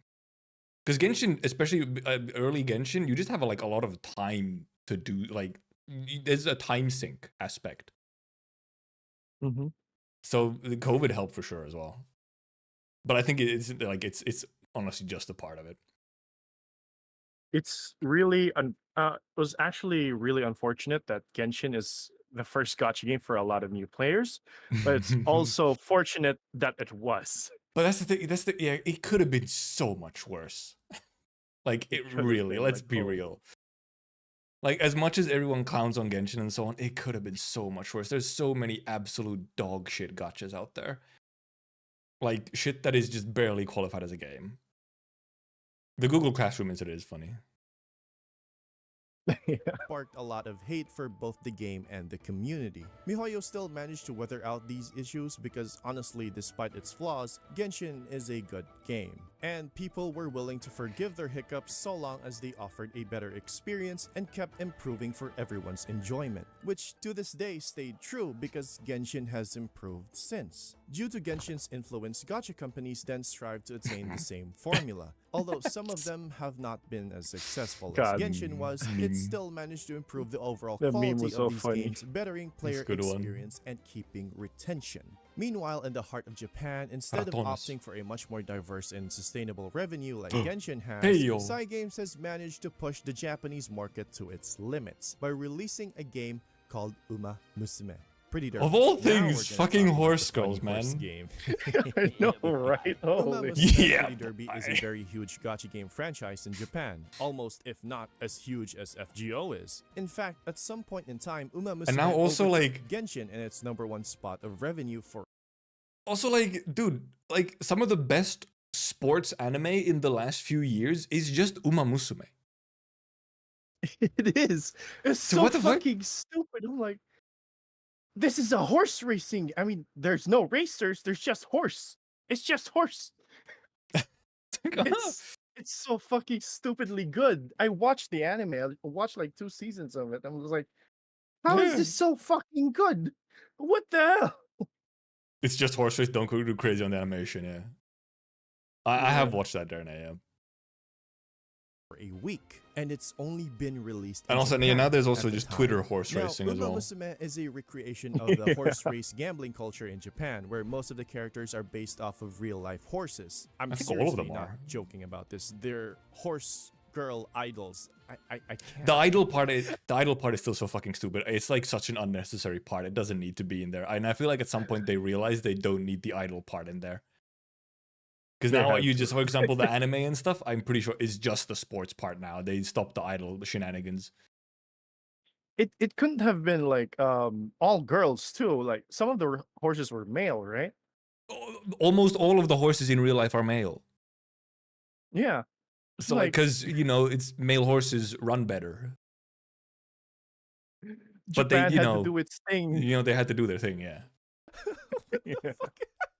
Anyways, Did Cygames you also have to be made an Jen? anime of this game, but they were supposed to release together. Uma Musume at its core Oh, was okay. a Good thing I didn't go into waifu this trivia. collector You're explaining paired it. with, well, horse racing. Because It's the yeah, it was merging supposed to of release both with the worlds anime, that and then the gets game got delayed by JPEG like 2 gambling years. and money gambling combined. But the anime was still out. Juan, Juan!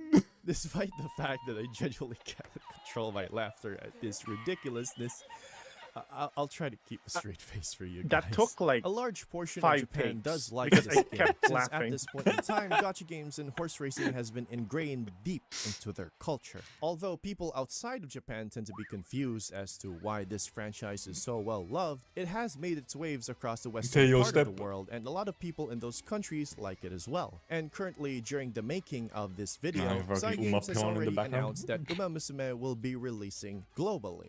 Now, on a has it related done it note, now? red light districts such as Kabukicho, pachinko parlors, and Have even they? food stalls I haven't during seen any Tanabata announcement on their Matsuri, Twitter aka page. Maybe it's just soon. It might just be the soon. Summer Star Yeah. Festival, is Yeah, I owned think by it's a finished notorious soon. group that at this point everyone knows In exists. June? Okay. Despite their extreme attempts at steering clear of public attention. The Oh, yeah, Yakuza is the a group Yakuza. of organized crime syndicates that are operating in the shadiest parts of Japan. Now, I know what you might be thinking. Cypher, why are you talking about the Yakuza in a topic about the history of gacha games? Okay, listen to me. It's a rabbit hole, Casinos man. and betting stages are mainly owned by the Yakuza, right? Now, who do you think owns the horse race gambling sphere? It's the Yakuza. It's them. Now, doujin culture in Japan is very huge as well. If something exists, there's not safe The for Sunny work in Philadelphia artwork meme makes a of it. couple appearances, now, Sai doesn't it? Games has explicitly stated not to make does. harmful representations of the It's so game's hard not to characters use and it the too. real-life It's cultures good. that they are Good. based from. Problem is that the Tryzyn effect comes into play. The more you'll tell people no, the more they'll just do it. Because of the hundreds of doujins being made in the game, the artists were now in deep trouble, being sent Yakuza to their houses with lots of those artists formally apologizing on their social media accounts, with even some of them deactivating. It was a very peculiar situation back then, with only people outside of Japan being able to openly discuss the ongoing Yakuza censorship. Despite the horse It was- racers what having the- it Yakuza was ties, for Uma Musume still wild. remained to be a very beloved It franchise, was, with the holy anime shit. kicking off with 3 seasons, a movie just this year, and a possible 4th season, although not confirmed yet. But all of Nah, this yeah, just it's- goes to it's show airing just right how now. huge the wave It's of already volume and side there, games goddamn. made throughout the years, and how big the gacha 7 market has months. become because of them, with games like Genshin and Grand Blue being the monstrous franchises that they have become today. Speaking I forgot of about this big animation. franchises, it would be disingenuous of me not to talk about the other 2 large elephants in the room. That being... Doctor is staring at money. Oh, elephants. No, those are literal elephants. Come on, the other ones. No, not these 2. Hmm. Although Nikki has a good story, it's not them. There we go. There we go. Fate Grand Order and Arknights. So, Fate Grand Order has been in the industry for a long time now, and was released just a year after Grand Blue Is this where you got the copyright? No, Oh, not okay. yet. Not yet. Let me know when it comes. I want to know. It's very Fantasy. close. but yeah. Lasengel, or formerly known as The Lightworks, made a gacha game based off of Type Moon's Fate Stay Night franchise. The thing is, because Fate Stay Night was a beloved 60 FPS franchise in interpolation. Japan, the game, of course, like every other huge gacha game out there, was not free of scandal. That memorial But they never animation is really amazing, got by the any way. unwarranted attention because It most is. of the It's controversies really, were really good. mildly annoying at best and scummy at worst. For example, in the Korean server of FGO, lots of KR players quit because they had their summon rates artificially Go lowered carried by without hentai. prior You're not notice, completely leading wrong. to the KR server losing the Solomon raids and it being memed by the other servers for being a pruned timeline in which Goetia won, and every other event and story that was released was just Guda's dying dream. I'm getting off topic here. Look, the point is, the only reason why FGO weathered through these dramas and issues is because the player base loved the Fate Stay Night franchise. the IP and is the just so Lightworks strong. getting their shit together to improve the game. Despite all of that, FGO is still being recognized for its incredibly Because atrocious Fate was and just a horrendous huge gacha IP games. But ever to this before, day, even it before is the still one gacha. of the So biggest gacha games in Japan, just alongside Oh yeah, the Uma OG Musume. video Now, open was speaking deleted. of I'm sorry. recognition, I had Arknights to. is a really popular Yeah. game that I always see at least 2 to 3 ads of it per day while watching stuff on Stupid YouTube. ad, Even I some swear. YouTubers or VTubers Fucking popping up fuck's in my sake. timeline every now and then due to how popular the game is. And that's no surprise plus minus either. I there. am currently playing No, hey, yeah, it Arknights was. stuff on YouTube. Minus Even is still some in there. YouTubers or VTubers popping up in my timeline. Yeah, the left Best of one. Fortnite! It's right there. We got Takun as well. We got Small Fine. We got Ace Sword over there. timeline every now and then due to how popular the game is. And that's no surprise either. I am currently playing Arknights right now after holding off from playing it for a long time now. And Anyone who after didn't a get those good ads, I friend also managed don't. to I have convince never me seen to one of those play ads it, live. and I'm honestly enjoying it so far. It's really, really good. On a surface level of understanding, Arknights is a tower defense game where the main objective is defending against attackers and not letting them go through your towers, combined with a base building system similar to games like Fallout Shelter, which honestly fits the theme that they have going for its story. Arknights has been recognized a lot by its really dark and gritty story, as well as the notorious wall of text accompanying it. Not to mention the music, like what the fuck? Every time I go search up anything Arknights related, people will always either talk about the story or the music because it is just really, really fucking good. My personal favorite jams being Boiling Blood, Operation Pintsuit, Double Dragons, and Lullaby. And I was listening to And the Radiant in the music background. even before I played Arknights. So when I played the game, I was surprised that the thing accompanying the music was even more exciting. Yo!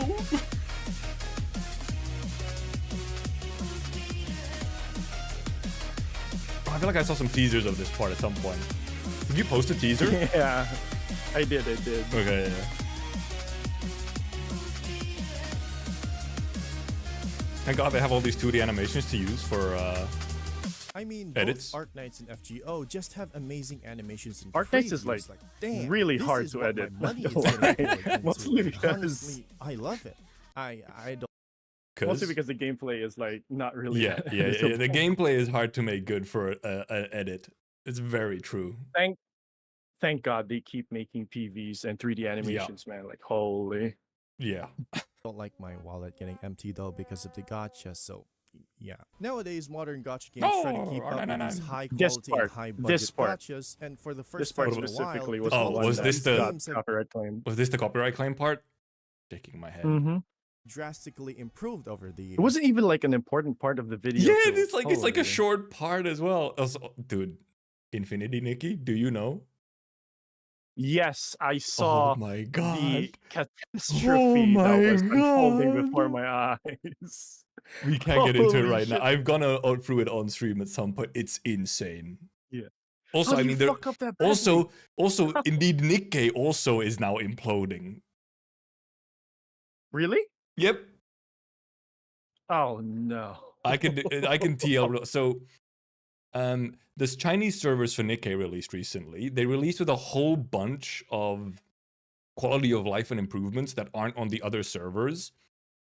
And then the CEO reposted a Chinese post about it, essentially laughing at the other servers being mad about it.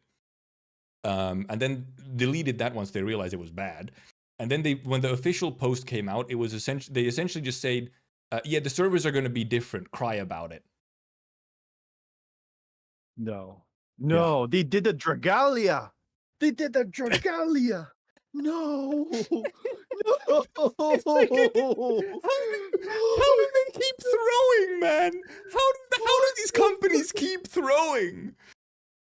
No. It's no, the same thing happened to insane. Dragalia. Oh my god. Oh no. Oh no. It's crazy. They Although had the so gacha much part hasn't improved potential. that These companies have so much I mean, they were potential. already. I mean, Throwing they've been making bank for like 2.5 years, and then they're like, oh, okay, we have China server now. They're the one we care about because they make more money. Oh my god. Crazy. Yeah, Dragalia did the same thing too. It was like one of the Mini Poo producers, 2.0. which was it was against Shironeko Project, which was something a game that was similar to Dragalia. But then like the producer was like, ha ha ha ha, Shironeko Project is a shit game, ha ha ha. And then afterwards, like because of that, the fan base for Dragalia turned against them. That's what happened to Dragalia. I was so sad about this Oh my because it was God. just one fuck up. But like one Infinity producer. Nikki was also just an insane like cash cow, and then they just fucked it. The Infinity Nikki fall off is even more insane. Nikkei looks mild Yeah, compared to it. Infinity Nikki is just fucking it was just too much. It was too much information. It was exploding right in front of you. Holy. It was wild. much and is still predatory, it's still an upward climb. Now we've covered the history of what makes gacha games. We've seen the No rise way. of companies, we've seen how they've handled their games, and how some of them are literally just the personification of greed. Any too long didn't read the Infinity Nikki situation. I'm sorry, there is not a too long didn't read. That shit is so step. It's a multi-step process on how to ruin your entire game. It's not quick. If you want like a good lesson to like not do a business, you fucking read everything about Infinity Nikki. It's How some developers were Oh, no, passionate about their games, and how due to their passion, they became the huge corporations that they are today. But this doesn't really paint the full picture as to why many people hate or love gacha games. So this time around, True, I'll we be just talking gone about through the what a history gacha only game now. is composed of, what makes a gacha game Oh, great, Banter. what makes it equivalent to dog water slop, and why you should give gacha games a ¿Quieres? try.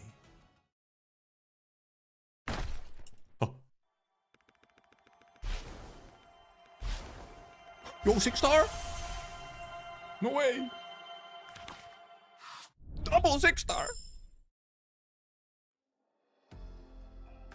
Why do a lot of people hate gacha games? The answer is simple, really. The gacha system, or more specifically, microtransactions in games. Most of the time, people generally have an outrage of games that they Dragon's already paid Dogma. for, only to find out that Yeah. there's an in-game store that sells cosmetics, accessories, and items that can help with alleviating a certain amount of difficulty. Usually in single-player games, the player outrage generally scales with its difficulty, but it's a different thing for multiplayer ones, since it's usually a clash of interests for people with disposable income and those without. Now, Yeah, that was the most, prologue, if yeah. not all, gacha games tend to be free We're only 35 minutes into this hour 43, my man. to play, with most of them having easier game progression tied behind the gacha system God. that hosts the characters and or equipment. Most single player or PvE gacha games tend to have a weird ratio of varying complaints due to Also the Tribe fact that 9 not EOS as all well. gacha games are difficult, but several games do make the decision of making challenging content extremely difficult or borderline impossible, and then making sure that the featured character that was released during that content Yep, would alleviate those yep. issues or make it easy to clear. Now, complaints for this issue are a lot, but most people just shrug it off because it usually just boils down to being salty about the gacha, paired with the fact that challenging content in these gachas tend to be optional. So it's never really a loss for you whether you clear or don't. And when you do clear, it's mostly for bragging rights. On the other hand, There are, like, multiplayer tiny or bits of PvP currency. gacha games tend to receive a lot of hate, mostly due to how power creep works and how that worsens player experience. It's never an even playing field because the only way to turn this into an PvP equal is match is by the getting worst lucky thing in possible, man. gacha. In It's a why gacha. gachas with PvP tend to perform It is the worse than worst. I mean, single-player Sino ones, Alice not for to one. mention Holy the shit. toxicity that comes along with it. That being said, let's talk about power creep. I For stopped those playing of you PvP who gacha aren't darkest aware, time in my power creep life. is essentially the inevitable never played a PvP drawback gacha, that thank God. comes from live service games where newly Don't added play units it. and or equipment would make the older ones redundant or borderline usable. For gacha Rose! games, this is a Gusto. staple, as most of them tend to have new units added to their pool every 2 weeks or so. No gacha game is free of this issue, and most try to alleviate that pressure by upgrading or reworking older units or equipment, either through direct patch upgrades or a new ranking or rarity tier. But hey, no matter what they do, there will always be that one guy on Reddit who would complain about it all day. Power Sir. creep is a problem, but it doesn't help that gacha games will try to cash in on limited event collectibles, and that invokes a primal fear within you. The dread you feel when there is a time limit. An opportunity that has No. come your way is slowly fading as that clock ticks. That wallet of yours will be left empty by the end of this. That anxiety creeps up on you, telling you that you want this. You No, need IS3 this. music. It takes a No, hold of IS2. you. And that temptation only grows worse Never mind. as time goes on. And when the final hour comes, you break. Sounds Fear Undertale? of missing out is a terrible cycle that most gacha games have weaponized. It is a tactic that Fucking most of these freedom. companies utilize in order to better maximize their profits. That was a fun collab, Everyone though, not gonna hates lie. FOMO. Now, what game I was that, by the way? What was the free run crab game? GT. GT on Guardian Tales. Okay. Yeah. I barely know Guardian. I know the name of Guardian Tales, and that's pretty Hate much it. FOMO. You hate FOMO. All my homies hate FOMO. It's just stupid to think that some items or units will be unobtainable after their banners pass. And it doesn't help the fact that most of these limited stuff are generally pretty overpowered. I can understand if it's just Honey cosmetics, woman, but if honey it's cockroach. units or equipment, that is a whole nother story. It's just scummy. It's so repulsive. It's just pure bullshit. Most gacha game companies out there tend to have reruns of these particular events, not making them completely unobtainable. But it still doesn't help the fact that these limited banners act like a carrot on a stick for most players, Sir, making sure don't to lick it? milk out your wallets dry. It's really terrible. But again, these complaints are mostly from low spenders and free-to-play players who want to be rewarded for their effort. Gacha games tend to be catered to casual players who have a lot of disposable income, since they're usually the ones making sure the company gains profits. Funny thing is, the companies are aware of this Nikkei. and try to cater their gacha games to I'm covering the logo, but it's the Nikkei devs. casual players more often. And this becomes a glaring issue. Säg kanske så här, Casual musiker. difficulty is a problem for a lot of these games because of one variable. Casual players get bored easily. I know that not many people have a My lot ass! of time on their hands to I'm gonna play get these demonetized. gacha games, and I can understand that. But casual difficulty can be a detriment for the long term due to the fact that casual players tend to just drop a game if it gets boring. Holy shit, Wings of Redemption. You pulled a deep cut. Casual players also complain if a game gets too difficult, which in turn causes a whole new set of issues by making these games extremely Ricardo. repetitive and easy. So it's usually a matter of knowing where that sweet spot is. I still hate Surprisingly Azur Lane enough, it's gameplay, usually man. the I hardcore still hate players who keep these games alive by simply talking about content and enjoying the difficulty. So here's the difference Jesus between Christ, a thank good God. gacha game and a terrible I know, right? one. I had to You'll know blur if it a gacha game immediately. is good or not by knowing what their communities are currently talking about. We If covered your it up with community Don. consists mostly of posts and I did not discussions blur that regarding one. gacha Uh-oh. banners, gacha pulls, and salty gacha pulls, with barely any discussions about the gameplay, then you'll know it's a terrible gacha game. Why do I say this, you might ask? Well, it's simple, really. While the gacha is a main aspect and or selling point of a gacha game, it is by definition still a game. Gameplay is an irreplaceable core function of what keeps players engaged. What? Player retention is as valuable, if not more, than gacha revenue. If players stop talking about the game's gameplay, then it's shit. There's no two ways about it. So, if a gacha game has a good ratio of gacha and gameplay discussions, then you'll know that this gacha game is really, really good. While that Gacha games have ratio may games? I know, fluctuate right? due to limited banners and or content Oh my god, the Chen. Goofy I had being. fun fucking editing that. drops, it's I still really a love good working idea with to the keep a close stickers. Like, eye it's on like communities really to prevalent in better like the assess second which part of the gacha video. games are good for you. Now, you might be thinking, some people complain about the day-to-day gameplay though, and you're not wrong. Most gacha games have a system that keeps players engaged, or at least it tries to. Dailies and weeklies are extremely boring and repetitive. Some games like Zenless Zone Zero try to make these dailies as short as possible, while other games like Arknights tend to have an auto-battling system so that players just need to push Which is still fucking so behind the times. a I button to do know. their daily. But did They they are- release something? They are in updating. CN? Yep, they are updating. Now, I believe CN now has like actual full sweep. You do one clear and it does it 6 times. Jesus.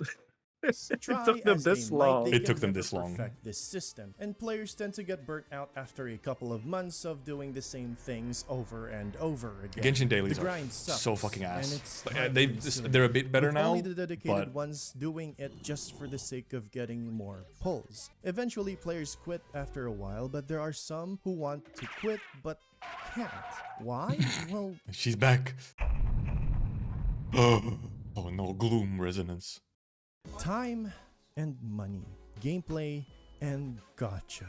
These are the two main reasons why some people have trouble quitting gacha games. Some have already invested too much time to quit, whether it be weeks, months, and even years, and would feel like they wasted the time that they spent. While some have already invested too much money to quit and would feel like they just wasted their big bang bucks after spending all that moolah on some JPEGs. It's a dilemma that a lot of people come on, struggle. I But gotta of make a course, JPEG. this isn't limited to gacha games only. You can find these problems pop up in your popular multiplayer quitting games League like so League of Legends hard. or Rainbow Six Siege. Single-player Toxic games don't have relationship. this issue because you can easily just drop the game for now and come back to it some other time when you feel like playing. Attachment to time and money spent is one thing, but there is another type of attachment gacha games tend to lean towards. Excessive fan service. Oh.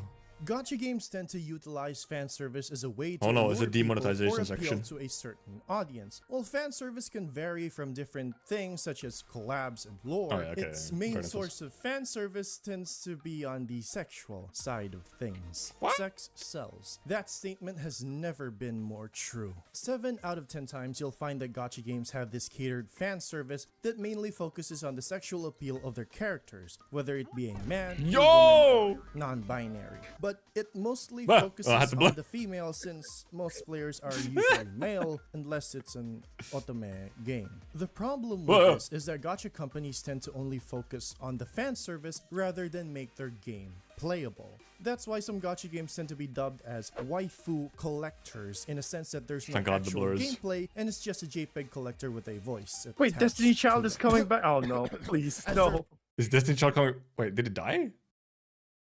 Yeah, it did. It did. Oh, I wasn't aware it even died. But it's still going in like the KR server. Oh no, it's coming back for global. Right. No.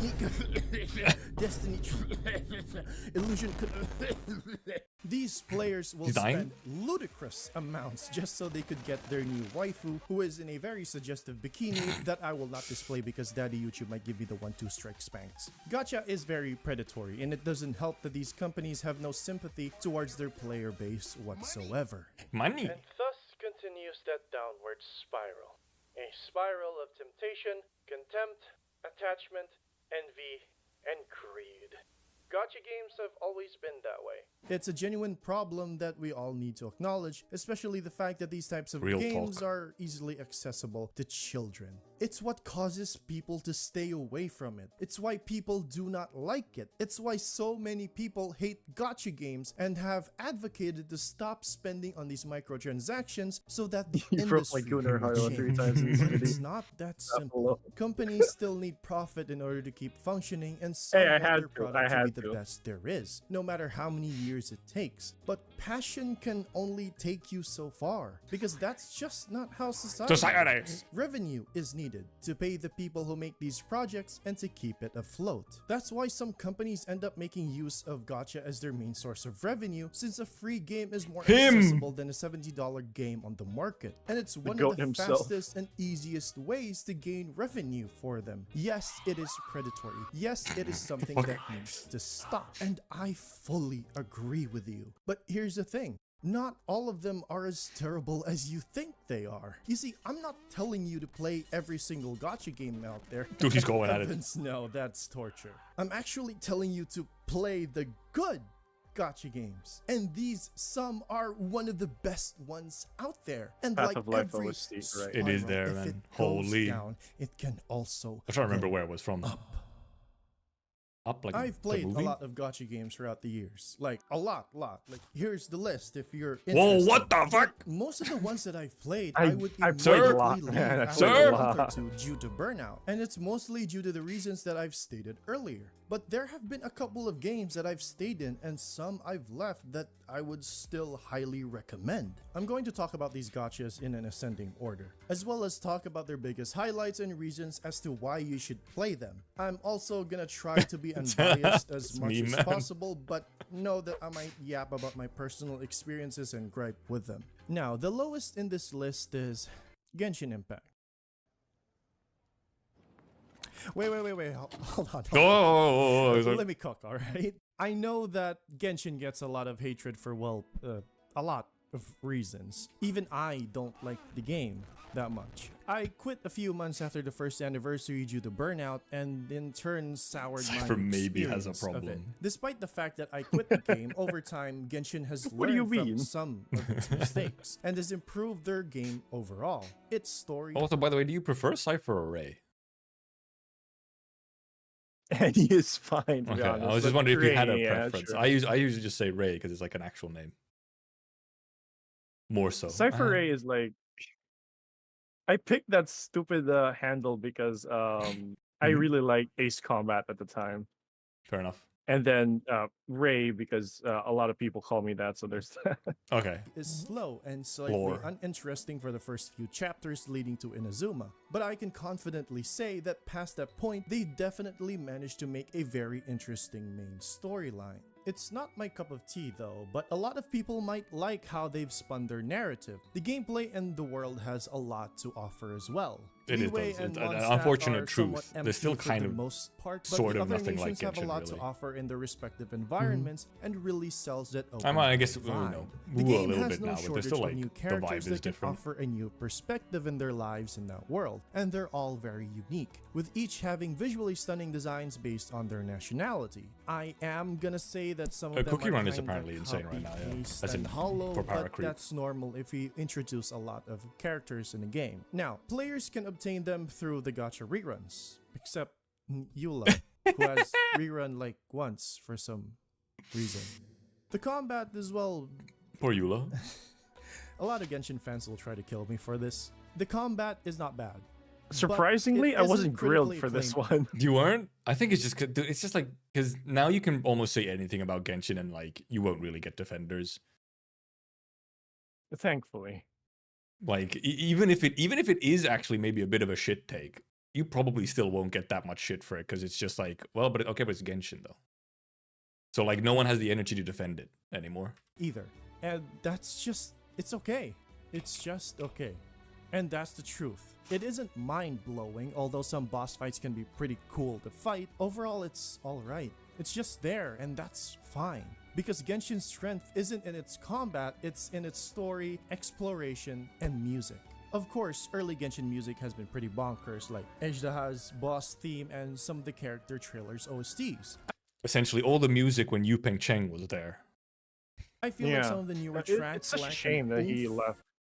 Yeah, but at the same, I mean, I don't think it's like necessarily a shame. He clearly wanted to like do his like I've spent too much time in this one place. I need to like go and do my own thing. Yeah.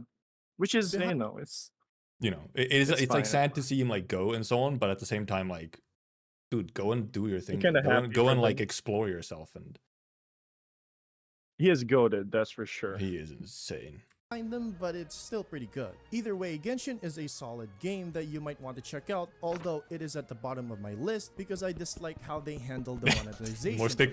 stickers. I'm trying to be unbiased as much as possible, but I can't. I literally can't. It's like SpongeBob in that one episode when he was deprived of water in Sandy's house. Either way, the next one on my list is Endless Zone Zero, but I already made a video on He that. So if did! you I want watched to hear my it! thoughts as to why I recommend this game to you, then you can check it out on the top right. This woman, not the one in the thumbnail, this woman in the back almost made me play ZZZ. Oh yeah. You very told me that. was very You told me close. that. It was really close. Very, very close. of the screen Thankfully, I think I was just too busy with some other stuff that it didn't cross the threshold. right now. Now, for the next one, well, I'm actually Oh, surprised Princess that Connect. I'd be recommending. I have a friend who plays Princess Connect, and he's not having a good time right now. I think literally today he The game decided. was- Literally today, I think he decided I'm not gonna log in anymore daily. It's not worth it. The game is like all right when it was in global, and then it died because Crunchyroll didn't handle it well. Oh, yeah, he plays on JP. Goddamn. He plays on JP server. Like he's always been playing on JP. But apparently, in the last year, the power creep has been so insane that it's just like it's just not worth it anymore. Oh, there he is. Victor's in Twitch chat. Jesus. It because it has its fair share of issues, as one might say. But Guardian Tales is a very Guardian Tales. well-polished game that I honestly wasn't thinking of talking about. Dude, I until saw there was a lot realized of people in later comments on being while like, writing holy the shit, script Guardian that Tales I mentioned. actually had a very good experience with the game. It's The such only a good reason I game. stopped Too playing bad the that game is the because it CEO has a was like, PvP eh. system for some reason. Although PvP aside, the game is honestly very cute, chill, and has its funny moments with some pop culture references here and there. Continuing Okay. the story along, it will try to delve into much more serious and somewhat grim tones that some people might not expect from this cute little game. Okay, And chat. it's Start really, crying, really chibi. well executed. The music That is that part fantastic, that and hurt me so much to like record. No is no, It hurt apparently. so much. the gameplay I is hated a 2D I hated hack and picking that slash ending, that man. I reminds me a hated it. lot of Legend of Zelda: A Link Between Worlds, and it's really, really damn fun. Not to mention that the game is fairly free-to-play friendly. In fact, it's a little too free-to-play friendly because players aren't really incentivized to spend due to how easily obtainable materials and gacha currency is. That's why I think a lot of people will enjoy this game, and there's no need to worry if you haven't heard of this game at all because Guardian Tales doesn't do advertising that much. Such is the curse of Korean gacha being. games. Now then, up next is... Hmm? Oh. Oh, wait, no. Oh no. No. I hear it coming. No. Oh no.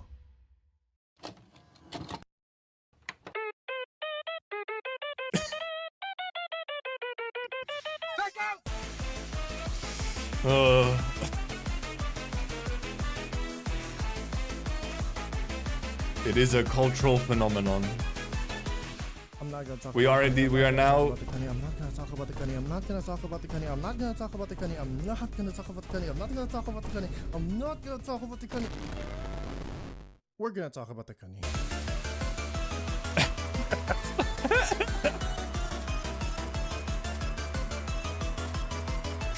Blue Archive. Hello. Christ. Okay, but can I thought of this earlier today. The thing is, you know what's wild though? Now with some of the other new games now with stuff like Nikkei and GFL2, dude, Blue Archive is so tame. It is. It's so tame, super dude. fucking tame. Blue Archive used to be like the Gooner game out of the popular ones, and now there's like multiple which are just like, holy shit, this is just porn. Blue Archive is like nothing now. Every It's time crazy. I played back then when I played Oh, you have a bunch of static against it for some reason. You cut out. hello. Oh, there we go. Oh, there he's back. It's raining right now. The The fucking noise gate is like Yeah, the noise being gate gay, sometimes but- cuts you off. Yeah. Yeah. But essentially, Nikkei, like, Jesus Christ, every time I play the game, it was just It's like, I would "God damn." hide. I would literally hide. I was like, am I playing hentai right now? Yeah. Am I playing Like, it's, is this porn? I'm hiding it. it's hard to play with one hand, man. Brown Dust 2 hard to also play does seem with to be even more insane, yes. Which is Dude, impressive. Brown Dust 2. That which one was that? The hot spring character. Holy Yeah, that image I know exactly what image you're talking about. Holy. why would you put that there? It's crazy wild. Like Why how is did there you print? how did you put this into a game? What the fuck? Just put it. It's on the fucking Google How is Play this- Store. How is this possible? Holy shit. I've also seen the new Arthur Lane pool table GIF, yes, as well. Jesus. Okay, anyway, let's get on to the Kami, I guess. Where do I start? Blue Archive is... Jeez, give me a minute. Okay, so, first things first. I watched the anime. I haven't played it. Do though. not engage with It's the pretty community. alright. Alright? That's No, fine. just no. You got that? Good. Blue Archive is a really, really good gacha game with deep lore and really catchy music. You are a teacher who handles The a fucking lot skeleton. of students who are suspiciously only girls. Who No, I use already did. guns. I If already that is not played, interesting like, so enough, much the of story BA. can be Already incredibly good, got if too not deep. I was already in the traumatizing at final times, volume. which is not expected out of a game whose player base But yeah, basically this consists footage is like of, from well, my earlier days. this. Okay. Where the fuck this is? Archive so far. I know, for Also, someone one, mentioned the the Project crying KB emoji seems to be situation. what's That thing is keeping us so together weird, here in the man. chat. He knows.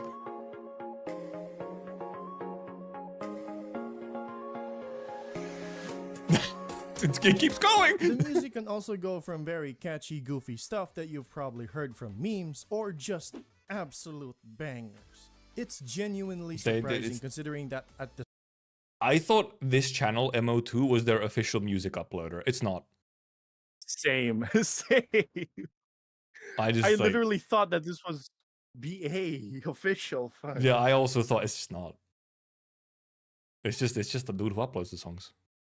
surface, Blue It's like Archive Lunatic, is probably yeah. just some weird lolly bait for a lot of people, and I wouldn't blame them for thinking that way because a lot of these characters are teenagers, mind you, with some just being straight up children and very risky outfits. But that's really just Yo, the the surface. The game Yeezys. goes deeper than that. It's a very intricate game with a very complex story that would tear you apart. If you are careful. The game is also Volume very F free was to a play wild friendly ride, if you that's for dedicate sure. time to it, making sure that you'll get the limited have heard units that some you were trying things. to get while being able to farm some permanent 3-star units, which is honestly pretty fucking good. So yes, I genuinely recommend this game. Just don't engage with the community, man. If you want to preserve your sanity as But also, as like, much as so- possible. The community, the thing is that the community do all the things that they do and show them, like, the image that they have is very intentional from them. They're quite literally gatekeeping people on purpose with it. Yeah, that's what Like, I the- think as well. I'm pretty sure it's very much intentional from at least a certain subset of them, where they intentionally have this unhinged, like very non-family friendly, non-PR friendly community like image, because they want to gatekeep people, because they don't want essentially the normies coming and ruining shit for them.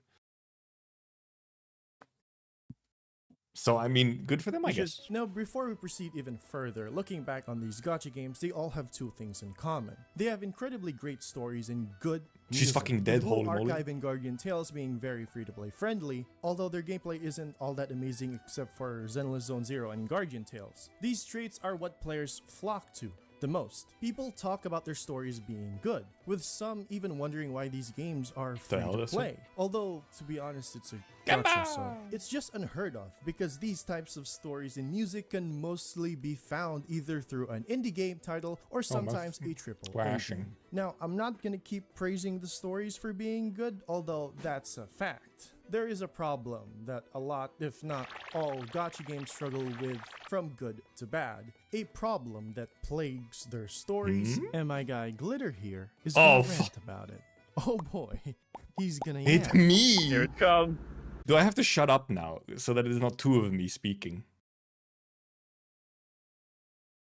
I think it's fine.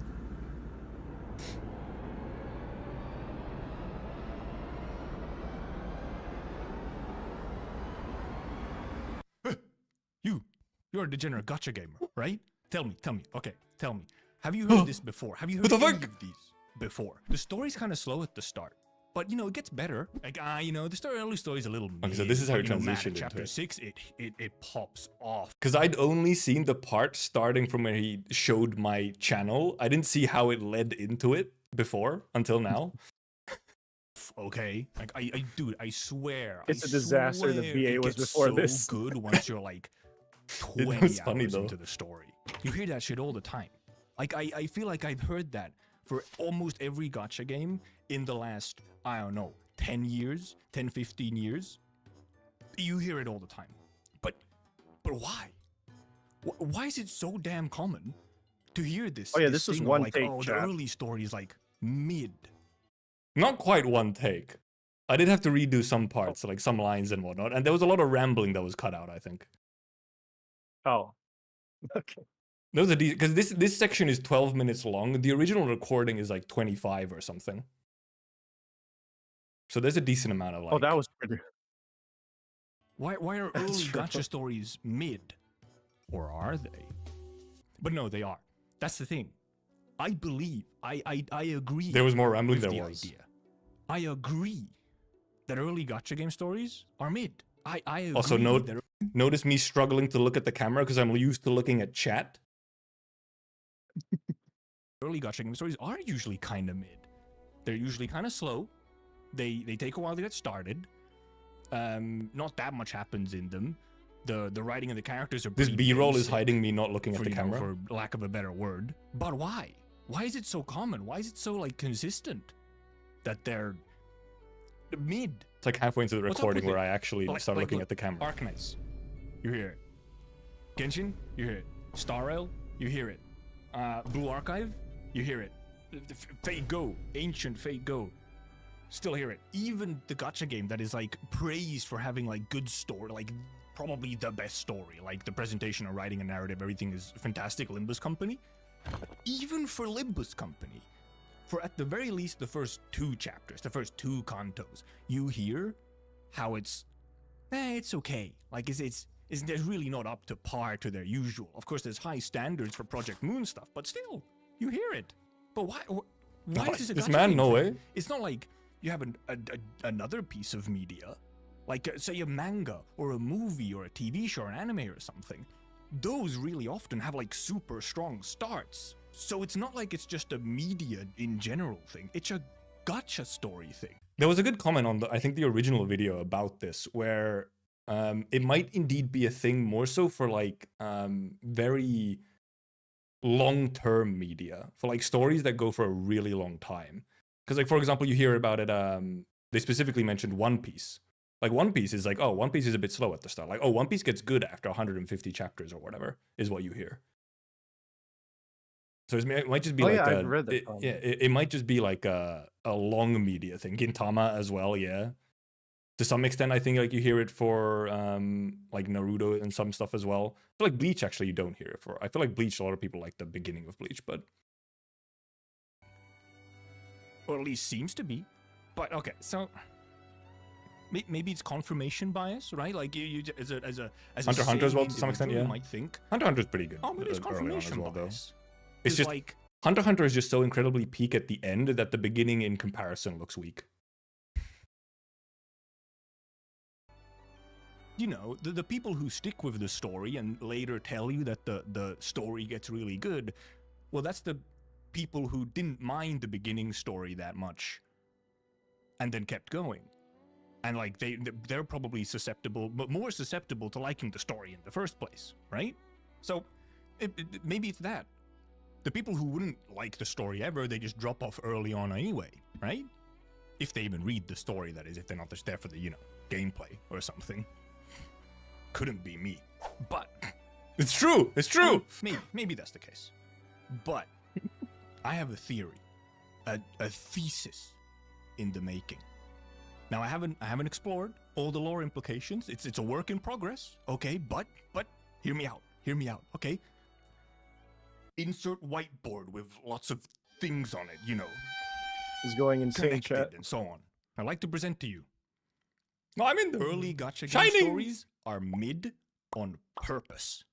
When I watched it. Oh my Why god! are What I they do? mid on Wait. purpose? To not overwhelm. Accidentally went weird. Present to you. This part. Early gacha game stories are I pressed mid wrong. on purpose.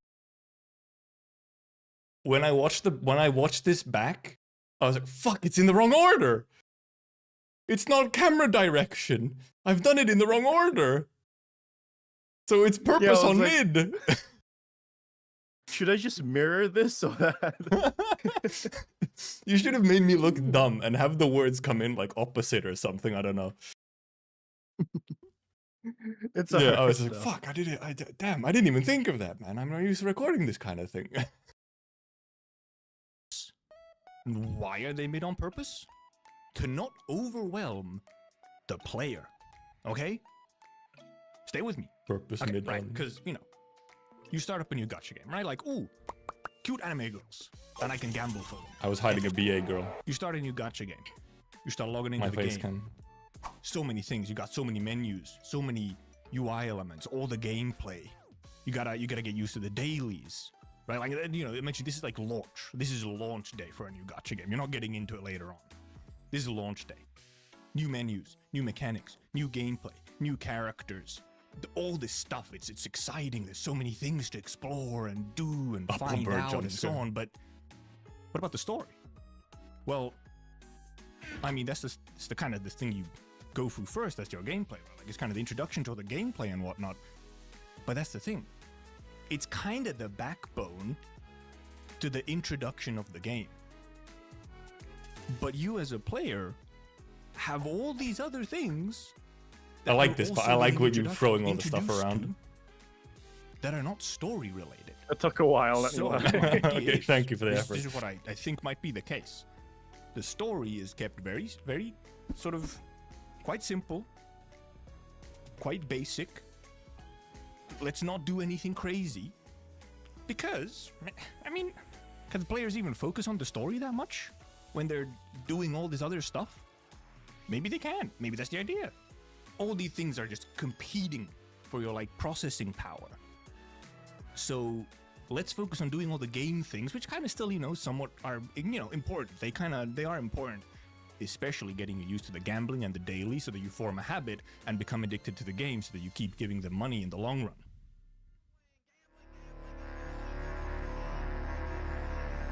And like, so that's almost kind of like a more positive way of looking at it, of sort of like, hey, let's help the player. Like, let's not overwhelm the player with really, like, complicated... I kind of wish I almost made that bit longer. I should have, like, listed, like, even more thing. Like, just list this constant, like, escalating, terrible nightmare of, like, the bad practices or the predatory practices. Like, sort The of... stare was funny, very though. Stare was engagement good. required. Because, so... You know, we were like, oh yeah, I'll like record this kind of thing, but we didn't plan anything else. So every single bit that I do here or whatever, Ray did not have any pre-knowledge of any of the bits I was gonna do. So if I start randomly staring at the camera, which I did stare into probably for like a good 5-10 seconds, so he had enough time to play with it, he would have just been getting randomly stared at by me suddenly. There was no warning. Story early It on was that they really, get I used was to like, something. what the The other option, I just which trusted is that he'd know what maybe to even do. more conspiratorial, And he did. is that the companies know this, right? They know that maybe all this new shiny stuff with the gameplay and the characters with the new gacha will, like, keep the attention of a player in the early days, right? So they can Me skimp sneaking on at the my early notepad with my story notes. because, oh, the players won't care that much anyway, right? Especially if they play a little bit into the, oh, early stories are always a little mid, so, you know, I'll wait and see what happens with the story. So only then, once you've been, like, eased into all the other stuff, and you've also formed a habit, then they can start doing more interesting stuff with the story. Huh? Like, I don't think I'm completely crazy here, right? Like back me up, Perlica. This shit. I swear to God. I did not warn him about this either. She believes me. I was so surprised that that happened. It was like, I was laughing my ass off. I swear to God. I came with this bit. This is also not part of the video. I intentionally kept this a secret from Ray, that I was gonna do something. Before I even started the record, because like the beginning of the recording, I'm just like kind of talking to Ray, like, you know, like, oh, you'll probably do this and this and this and that, whatnot, blah, blah, blah, blah, blah. But before I even put the recording on, I made sure to frame everything in the background so that I could look at Perlica and have myself in the frame as well, and so on. Yeah, the white room was the perfect foreshadowing. So yeah, like there's essentially the idea of like, oh, they're helping you. Like, you know, they don't want I thought the section felt there was no prior writing and all came from live thought, and it was really fun and interesting. This kind of is what it is. I had like some rough notes, but then I just rambled for 25 minutes. to overwhelm you with the story, or they think you're distracted with everything else so they can skimp on the story. So this idea came to my mind, like, because I'd been wondering about this. Like, why? Why is it so common to hear this sentiment about early gacha game stories? It gets better later. It's bad at the beginning. Or not even bad, it's always just mid. It's boring. It's not that great at the beginning. And there was one moment where this idea started to come into my head on why. I used to wonder. But then a certain game released called Withering Waves. And I played it at launch. And I played it for a few weeks at launch. Holy moly, it was victorious in chat. Back when chat was a lot slower. And if you were also around then, and possibly playing, or at least following the discussion, you might have noticed Also, I just didn't have like chat on permanently. It would like disappear after a while. that, man, Wuthering? a lot of people really didn't like the story, right? Like, it was no longer, oh, the story's mid or it's not that great. No, the story was actively bad, was the sentiment from a lot of people, me included, for the record. And that got me thinking because, well, the Wuwa story, however, was like doing stuff, right? Like, there was a lot happening. You were kind of thrown right into the world. You're kind of getting a running start to everything and so on. But it didn't. I'm pretty sure when I said doing or like you get a running start, I was actually like miming running. Feeling like Also, I have to say somehow- something. Mhm. About Wua, especially that final section with all of like the characters shown in like one cutscene, that did not hit as hard as it should because it is like everything from like the beginning story is like, overwhelming. Almost everything about the story did not hit as hard as it should have because it was just kind of there was no weight to anything that happened. really shallow and also just Yeah. kind of confusing and sort of going from like one bit to another, like almost too fast. Like, it was in a way not necessarily overwhelming.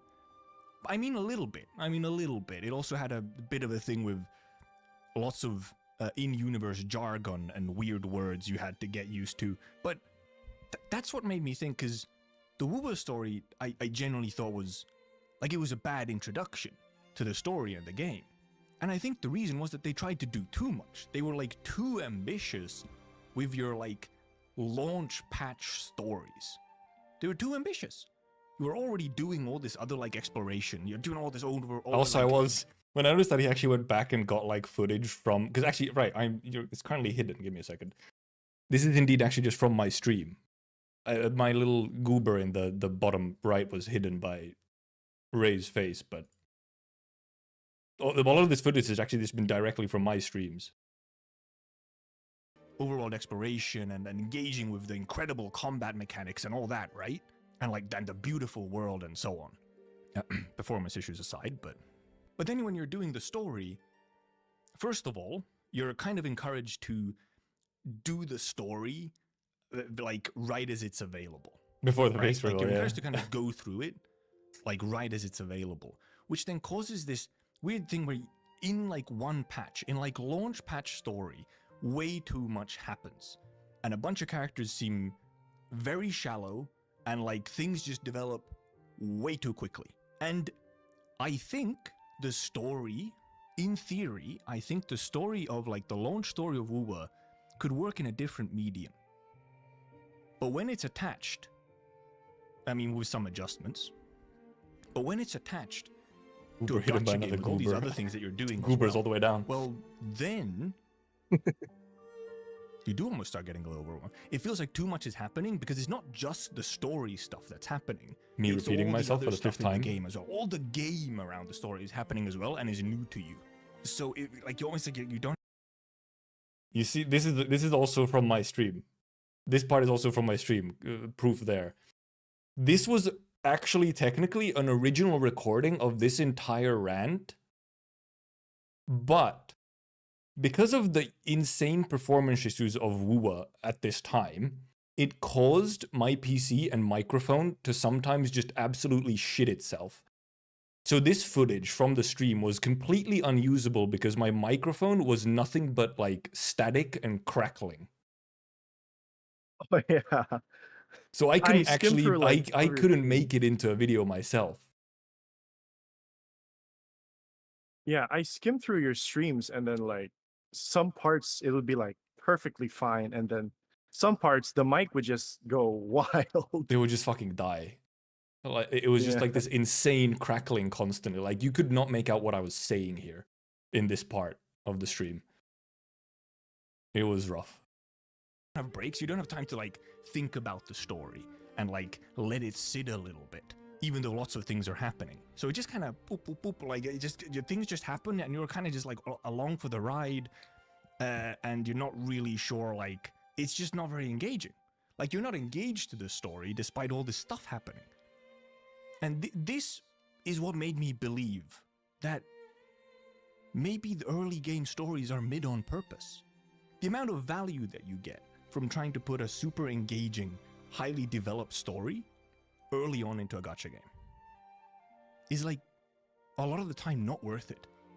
And that's why it's so common that early story is real basic and doesn't, like, do anything crazy or subvert your expectations in any crazy way, because there's not necessarily a need to. Though it would be really nice if they could find some way to balance this shit. But so far, I mean, I haven't really seen an exception to the rule. But, like, what do you think, Shining? I did it again! He did it again! Cheers! Never, man. See? It's not an echo chamber, I swear. They both independently came to the same conclusions, okay? But hey, what do you think? What do you think? Am I crazy? Does this make some sense? Do you agree? Or maybe you believe that the early game stories aren't mid? That would be crazy.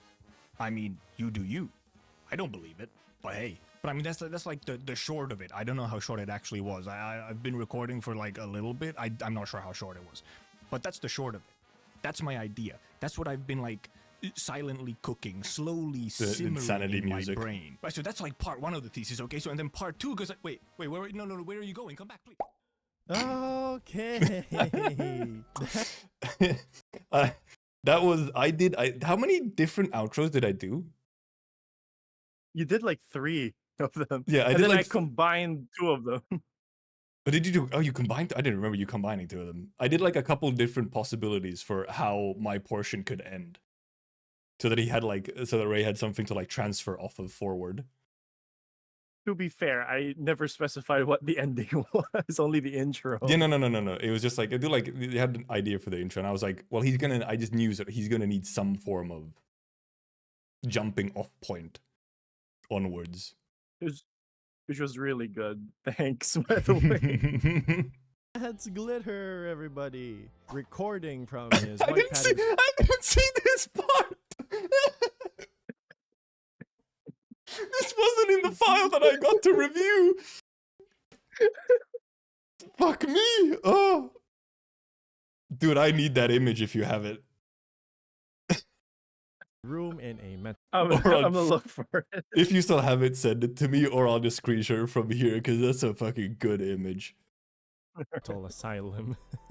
Kidding aside, I do agree with this theory as to why most early gacha game stories are mid, but hey, I would love to hear your thoughts on the matter as well. So just comment down below if you have something to add. Not me getting an Arcanine set on this possibly Classic. a counter argument. That being said, please do subscribe to the man. I've linked his channel down below, so feel free to check him out. No, don't forget to subscribe to me as well if you've liked subscribe what you've right seen now. so far. Well, right now, subscribe. Let's keep the ball rolling. The things I mentioned earlier are honestly what makes them really good, attracting thousands if...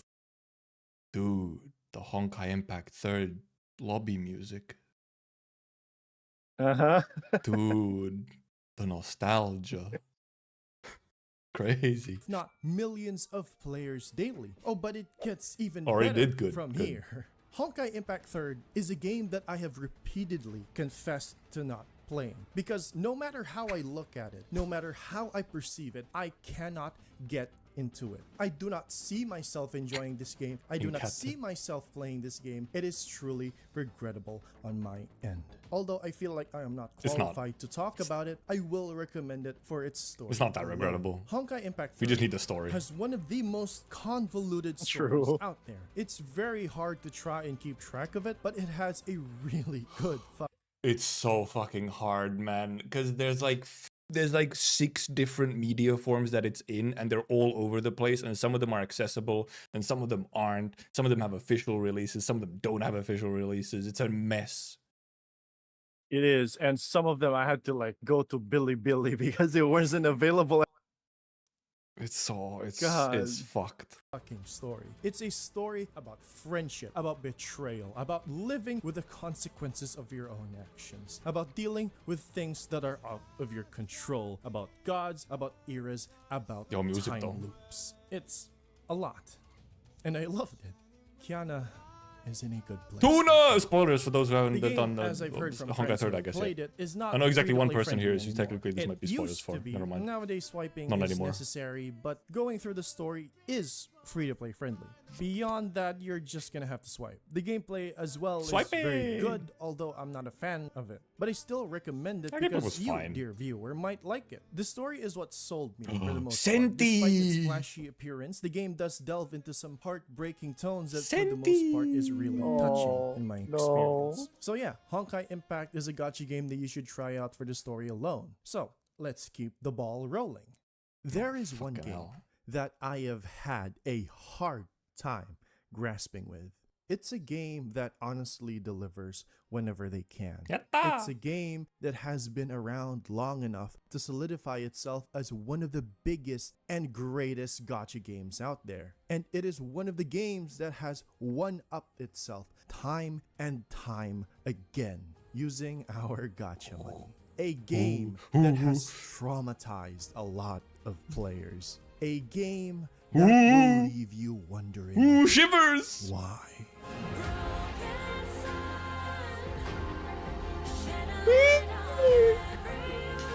Dude, I actually got shivers, man.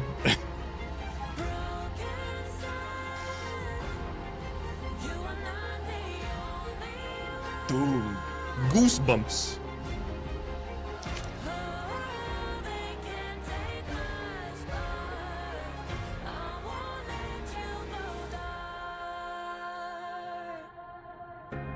Yo, what a transition! Holy! Dude, the fade in. Holy Arknights is a game editing. that I have just recently played, and I have had a hard time grasping it because I am in utter disbelief about how this game is not mainstream, how this game manages to push out high quality stuff time and time again. You just know from the Oh yeah, trailers you to can the might story add. to the Is there too many spoilers in this part? Like any heavy ones? There is a spoiler for Lone Trail. Okay, there's a Lone Trail spoiler at the very least. Otherwise, it's probably just like some images and stuff that don't mean to you with anything without context. Yeah. Because, like, for example, this one right here is spoilers even for Ray, but he hasn't played it. He doesn't know what that means. Yeah. I don't know what that image is. It goes hard, but I It don't know goes what hard? is. song reveal. This is your money's worth. Just recently, they released a 15-minute full-fledged Recently, my animation ass. of one of their They- beloved well, recently for Global, probably around when you were making this. That was like 6 months ago. God damn. Well, yeah, but this took 7 months to make. I should have edited that part. God damn. Right, because how? Well, I mean, we can. Like how much more minutes did the Arknights bit add? Because it wasn't originally going to be in there or something, right? Yeah. It took like. It should be like Okay, Lone Trail section is like around 15 minutes, if I remember correctly. Just for Lone Trail. It's very long. Just Lone Trail alone, man. Yeah, so Imagine the fact it was that like yeah, you got into it, like you started me working on the video, and then both your bet with your friend and me shilling you and guiding you forward extended this video by quite a bit. it did. You're welcome, I guess. Jesus. Thank you. characters, and it's just mind-blowingly good. They might as well be a 3D anime studio with the stuff they put out. Hell, I can confidently say that they could actually rival, nay, be on equals on Riot Games' Arcane. It's just Maybe not quite. quality stuff. Yes, The studio that does Arcane is Yeah, maybe not beyond quite, incredible. maybe not quite. And they make entire episodes Honestly instead of speaking. short bits. Mm-hmm. Arknights is a wall of text. Yes, they do Mm. lack voice Mm. acting in their main story campaign, and yes, the gameplay is also hit or miss for a lot of people. But when they say they'll deliver, oh boy, they'll fucking deliver, alright. You're hoping They won't even logistics. ask for your address. They'll just break down your door one day and hand you a diamond-encased package with your full legal name I do like your plastered little- on it using the blood of the It's like you're when you're playing with action figures, but it's JPEGs. It's really fun to edit like that, to be honest. The innocents they ran over trying to get to your home. I can't. I literally cannot. Hypergriff has proven themselves that gacha money. Did you get that gift from me? Yes, I Yeah, did. I blasted Ray with the Sigma Lowlight gif at some point. He lost his shit. That shit is so funny, man. Every time I see it, I would just die. Just die. Can be put to good use. We are seeing the results of that. I've already mentioned this, but I feel like I need to mention it again. I was already following Arknight's music long before I got into the game. It's just really cool. They've collabed with so many high-profile artists and composers that it's insane. Have you heard of God Eater? Well, I'm sure you have. Goshina, the composer for that game, also composed an Arknight's track. Oh, wait, was that my trivia as well? Hmm? Did I Yeah, tell yeah, you it that was trivia as yours. well? Yes. Oh, well, Millie coming. Have you heard of Millie? The same group who made the opening for the Goblin Slayer anime? Well, And, they made you a know, song for the game's games fifth for, you know, some little anniversary. bits for I could Limbus keep as well. going on and on about the music, but Okay, we're here to talk about the gacha it was game. really regrettable that I never included the composer for Dark Souls. Yeah, because Yeah, by the time I knew about it, I was like nearing the end of the Near the video. It end. was just like, oh, Yeah, God damn it, no. I didn't give you the trivia early enough. Probably because I was trying to avoid spoilers from you, because it was all chapter 14 stuff. Fair enough, fair enough. The story is God. I don't even know where to start. Yeah, It is a Yuka Kitamura. very complex story that is very grim and dark a lot of the time. There's barely any evil or good in the story. It's not cut and dry. It's complicated. You go through the story and you start questioning yourself whether you're doing the right. What Dark Souls? What was it? Yuka Kitamura is was the composer for a lot of Dark Souls 3 stuff and a lot of Elden Ring as well. I think Bloodborne 2, like quite a bit. A lot of like the big tracks for some of the most popular like FromSoft games are by Yuka Kitamura. And she left From Software after Elden Ring released and went like freelance, and then did some stuff for Arknights as well. Thing or not. It goes towards subjects that people rarely talk about, both unsettling and disturbing. There are people who are infected in this world, infected with a disease known as orypathy, caused by the You said it prolonged right? No way. exposure to originium, a mineral that is used by people in various technologies and machines as an energy resource. The term infected here is also used as a derogatory term. Infected people are discriminated against and used as tools for hatred or as scapegoats or as test subjects for inhumane Nick Gordon would go experiments. crazy. But then it doesn't stop at that, because people in this story want something to hate, something to Slurs. blame, because a lot of their lives are miserable. From countless wars to Racism. natural disasters Hell to yeah, just racism. people fucking with We do have in-universe slurs, by the way, for races. So like we do just have them. space rocks for some goddamn reason. It's not a great place to live in, but it's not all that miserable. Countries like Yerag and Minos have been helping infected people live normal lives, but there is a degree of minimal discrimination, although usually in places of power. The only place that truly accepts the infected without discrimination is Rhodes Island, the pharmaceutical company that we are a part of. Pharmaceutical But even then, company. It comes with its own set of problems, because although we are there War to crime help keeping everyone, company. the infected and the non-infected, suspicion and distrust always arises due to our operators being mostly infected. And it also doesn't help that some of our operators are sarcas, and some people are very racist towards sarcas. It's never easy. Helping people is Racism. never easy. Whenever I read a story and some complicated situation comes up, I sometimes think to myself that it might be easier to just kill everyone and be done with it. I just try Are we to the ignore baddies? the moral implications of genocide at that point, because it's complicated. There's no right or wrong. No one's right or wrong. Everyone's entitled to their own suffering. Try as you might, every choice you Dude, make will What a lie! Everyone's entitled to their own suffering. Sheesh. He's hitting. He's spitting poetry. have consequences, whether it's for the good of everyone or just Yes, we're a saving pharmaceutical one company. Why'd you single ask? person. Oh, ignore them. It's They're just the depressing, guys who but don't set let it your fool you. home This is a ablaze. story about hope, about pressing on towards the future. We Jesus. struggle, we survive, we do not get the outcome we wanted. People dying in our arms as we failed to save them, but we keep moving forward. We aren't heroes, but we'll help anyone we can to the best of our ability. We live with the consequences of our Hello, own dragons. actions, whether we remember doing them. Oh wait, is that not the cerulean flame? Okay, this is getting a bit too lengthy with me talking about the story of Arknights, so what I'm gonna do is talk about it even more. You see, there's a certain event in Arknights that I have just recently. Okay, it's the Lone Trail spoiler section for anyone who has not yet read that and are planning to read it. Now you have a couple seconds to. You can come back in. How many minutes is that? 8 minutes. Hello? Hello. Yep. Or were you I not? exploded. My internet exploded. Oh, okay. His internet exploded. Well, we had to pause for a bit anyway because the spoiler section is coming up. So I was letting people who don't want to get the Lone Trail spoilers. All right. Finished, and that is Lone Trail, an event during Arknights' 4th anniversary. I don't know about you, but if one of the writers for Baldur's Gate 3 It's true. just randomly praises Lone Wait, did I also show this to you? Yes, you did. I constantly just recognize bits that I've been shilling to him. It's like, wait, was this from me?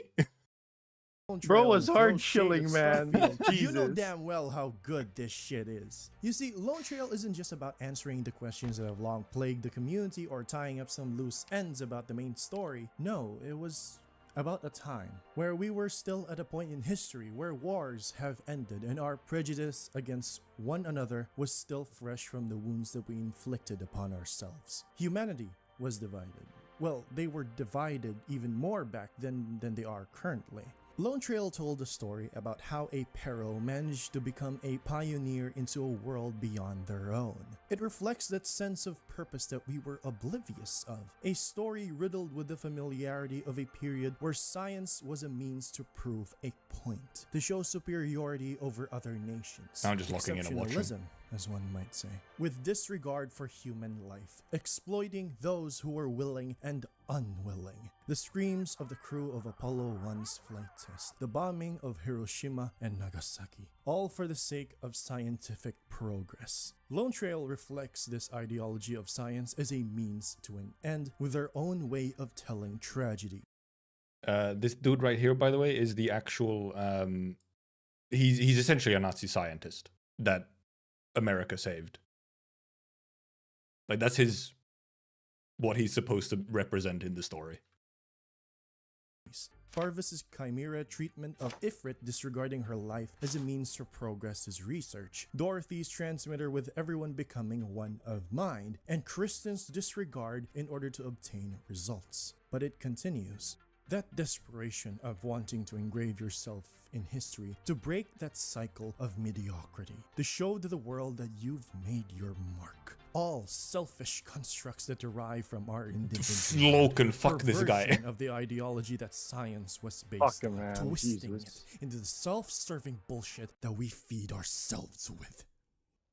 Saria said that Kristen hated the sky for taking the lives of her parents. But no, that wasn't the case. Kristen wanted to challenge the sky because that sky was a limit, a testament to humanity's inability to take action. But she stood up in order to show Columbia, no, to the world, that they were all too absorbed in their own little Short fuck squabbles pinch of out music. superiority. To show to them, to open those doors, to pave the way for the final frontier. With that hole in the sky, reminding them that the sky was fake.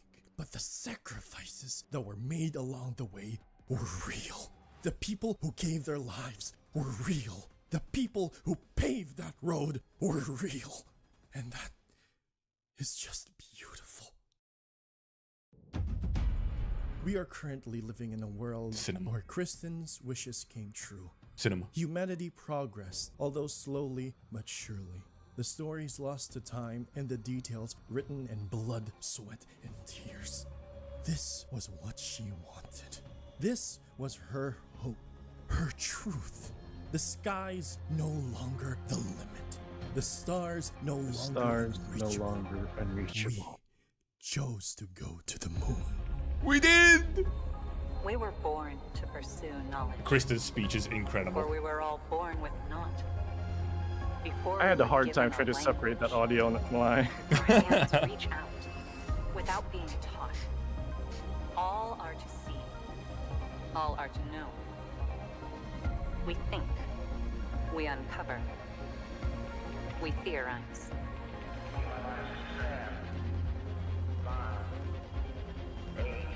Oh, it's 3D PV in the numbers as well, and the 3D PV.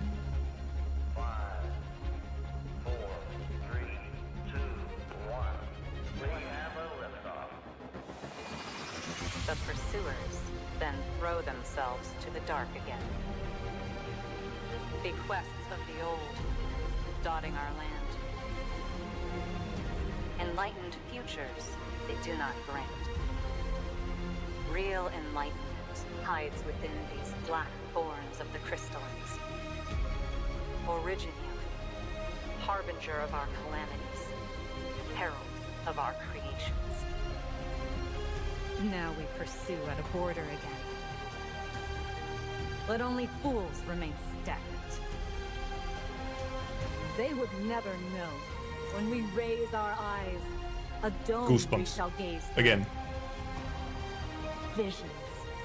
Not of the land beneath, but of a world above. There is only one mark.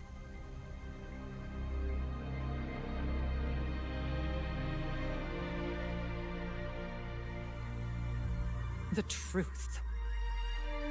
But why, some say, the Cinema. moon? Why choose this as our goal? And they may well ask, why climb the highest mountain?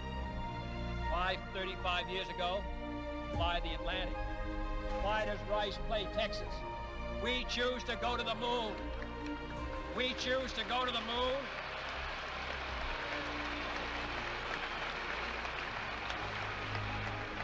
We choose to go to the moon in this decade and do the other things. Not because they are easy, but because they are hard. Because that goal will serve to organize and measure the best of our energies and skills. Because that challenge is one that we're willing to accept, one we are unwilling to postpone, and one we intend to win.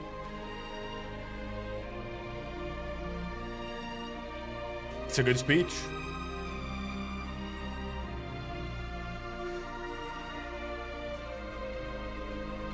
Ooh, a little animation. Oh, betrayer, seeker, loner, plan. Holy peak. Peak description.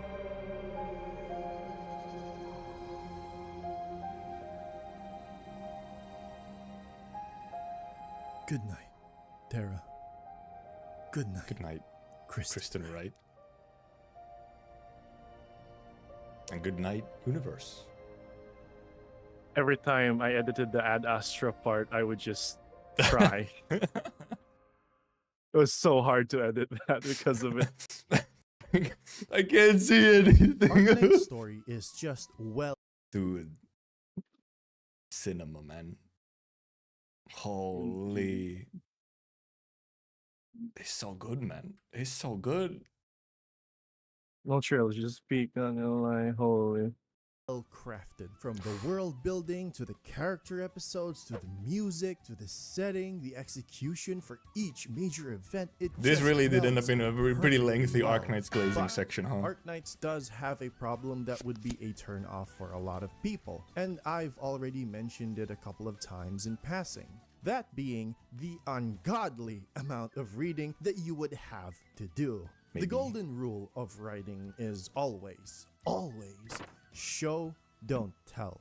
Arknights does the opposite of that and instead bombards you with walls of text that would easily turn you into a Terran historian. They're a little better about it these days. Unless you know but- how to pace That's each true. story and know that it isn't a race to finish everything in one go, it is very easy to get burnt out on the reading part. And that's my take on it. Because Terra is fucking huge! It's massive! The world building in this game is insane! So take your time, it isn't a race. For the gameplay, I just wish they had a better execution on that part, and I just wish that they would use that as a storytelling tool more. Yeah, probably specifically better execution indeed for like story stuff.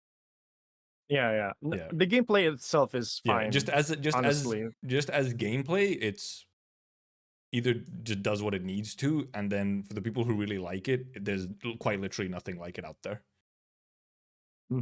Like, because there are some people where like this gameplay is everything they've ever wanted, and it's like, because it is, you can get real fucking deep into the gameplay if you want to.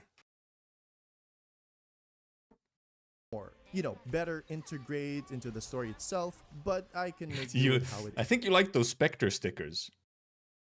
I really do. I really do.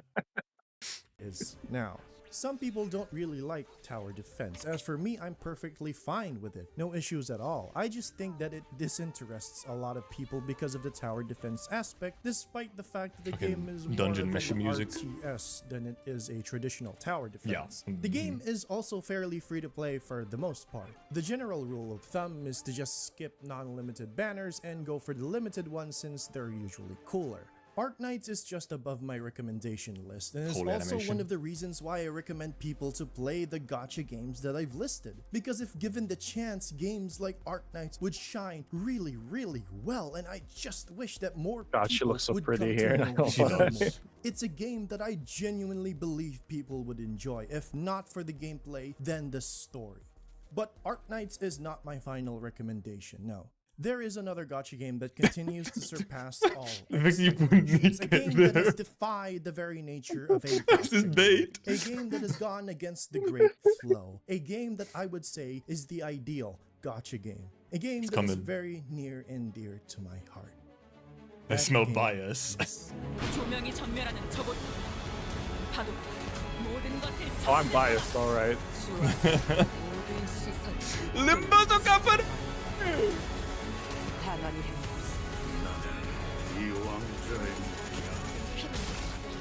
The editing's going insane again. 그렇게 황홀히 피어나고 God, thank God you have these insanely cool ego animations to use for this, by the way. And the satisfying clash sounds.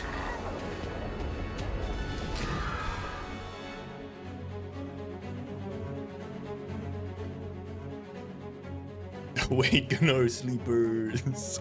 They've been waiting for the last hour and a half. Actually more, like 2 hours.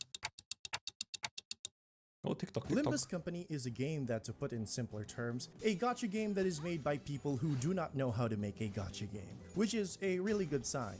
Now, Limbus has been out for at least 2 Fucking years the now. resizing Out of incident. all the gacha games I've played, this one just does it for me. A gacha game that I will probably stick by for as long as the game is alive. Now, there are a lot of reasons why I love this game, but I'm going to try my best to not be overly biased towards it so that you can have a good grasp I as to failed. why this game is great. He failed. So, let's start with the story.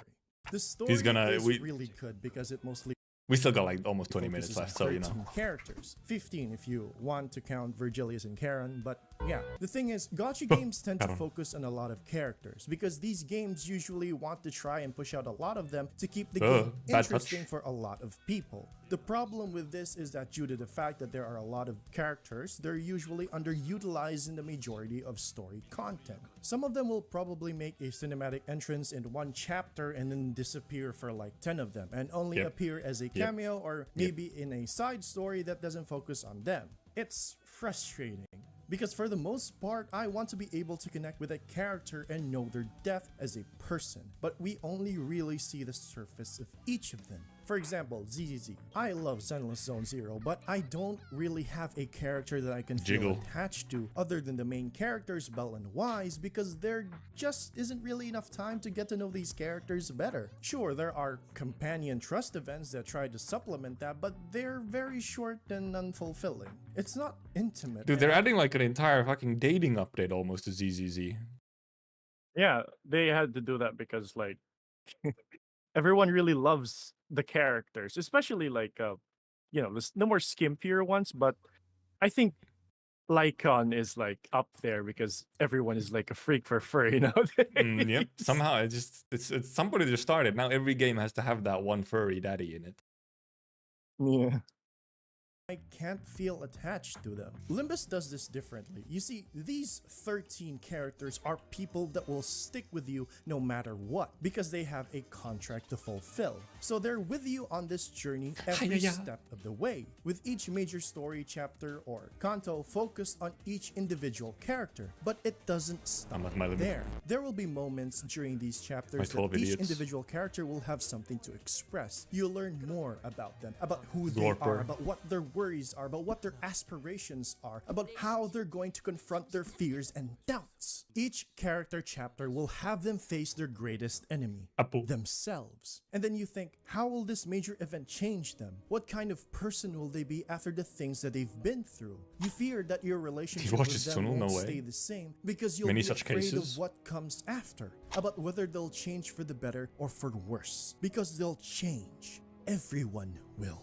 And that's what makes it really, really good. It's personal. You're not here to save the world and beat God himself with a band of misfits. No, you're here for them and the stories that they tell. And those stories are loosely based off of the books these characters are referenced from. Audis from the Odyssey, Merceau from L'Étranger, Gregor from Metamorphosis. It's just peak. Not to mention the entire game being based solely on Dante's Inferno. Project Moon will then proceed to tell their stories their own way, whether it's faithful to the source material or melded together with their own original concepts. They haven't failed to deliver yet, and I hope they continue to do so. I feel attached to these characters, and it's not just one or two of them, it's all of them. They just present these characters so well, and that's what was lacking in a lot of these Gacha games. Limbus also has a way to keep the gameplay fresh so that you won't get tired of seeing the same faces over and over again. And it's through the gacha. You see, this game doesn't have more characters or equipment. Gacha? I forgot we were talking about gacha games. Give you identities. Identities are essentially what-ifs of a character, a different version of them in a different timeline. Sometimes these identities can be a version of a character that we meet in the story, and sometimes just a random bloke in a different situation. And each identity has their own interpretation of how that character lived their life, and it's usually in relation to our characters but with a different perspective. Not to mention a bit of spoilers here. The Gacha,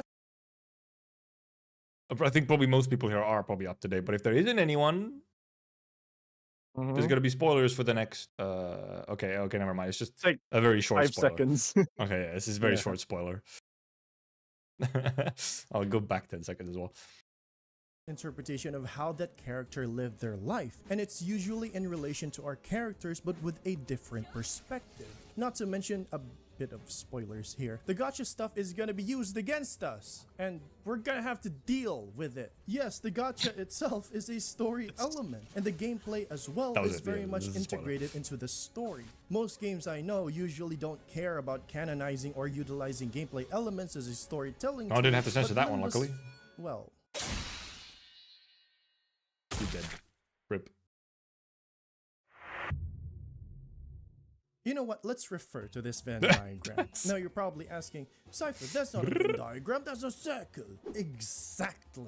The story and the gameplay are too integrated with one another that it's a perfect circle. Goodness. From events being canon in the story to our characters getting bored from doing Mirror Dungeons game mode to even the enemies having debuffs, buffs, or unique kits after something that happened in the story. It has been woven properly into each significant plot point. That's how intricate this game is, and it has me giddy and excited just talking about it. The gameplay is a bit unique it's the Dawn that spooked me, but easy on execution. The numbers and terms may overwhelm you, but trust me, pressing the auto win rate button is enough for newer players. Learning mechanics and skill sets will only come later once you have a good grasp on the game. And if you really want to properly learn how the mechanics of the game works and are confused after the dumpster fire that is the tutorial.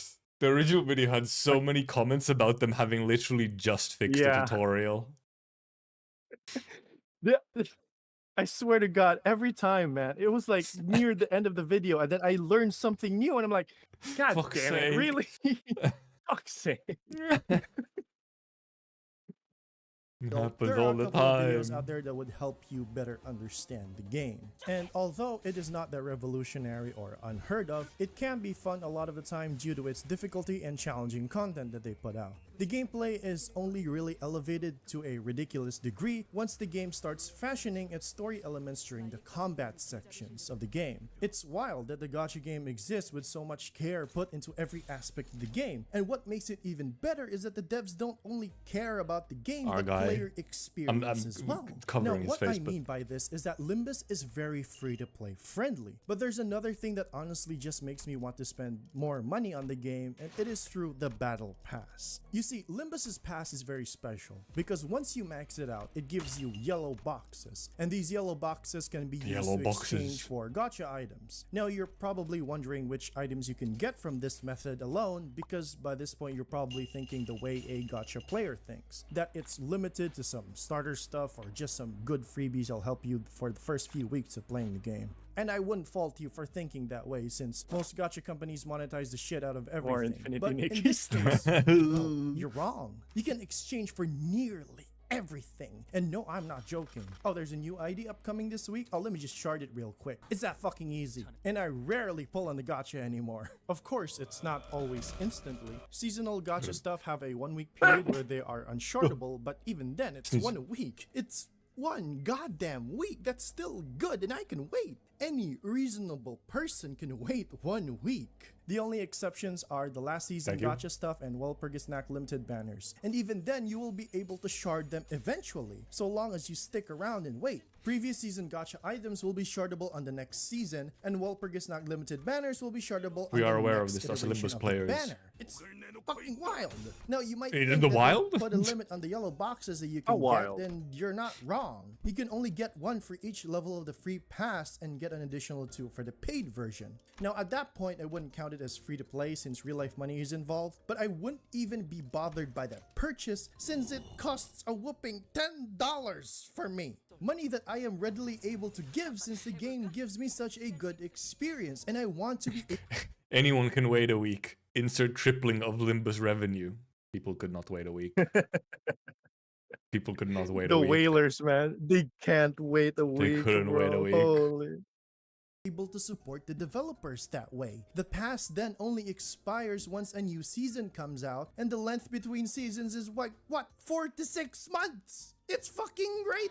I don't even see that as a pass. I losing more it. see it as a subscription service, the same way Final Fantasy XIV does their shit. It's ridiculous. And then there's the Mirror Dungeon game mode true. where you can farm for said yellow boxes infinitely, or at least when you have enough energy, which you would have an abundance of. But Mirror Dungeon does have one downside, and that is because it is really boring and repetitive to go through. A reasonable con for being able to infinitely grind boxes and get the gacha stuff you want. It's unheard of. No gacha game has done this. $10. $10 fucking dollars is all I need, and I can get everything I want in this game and have more to spare. This should be the staple. This is, however, early player privilege. I cannot. That's true. That's true. It It's takes a gonna while take- for like it's other it's players gonna to take me catch a up. pretty long while to actually be able to get to like a point of actually having Mhm. everything, if ever necessarily. If I don't like farm mirror dungeons an insane amount.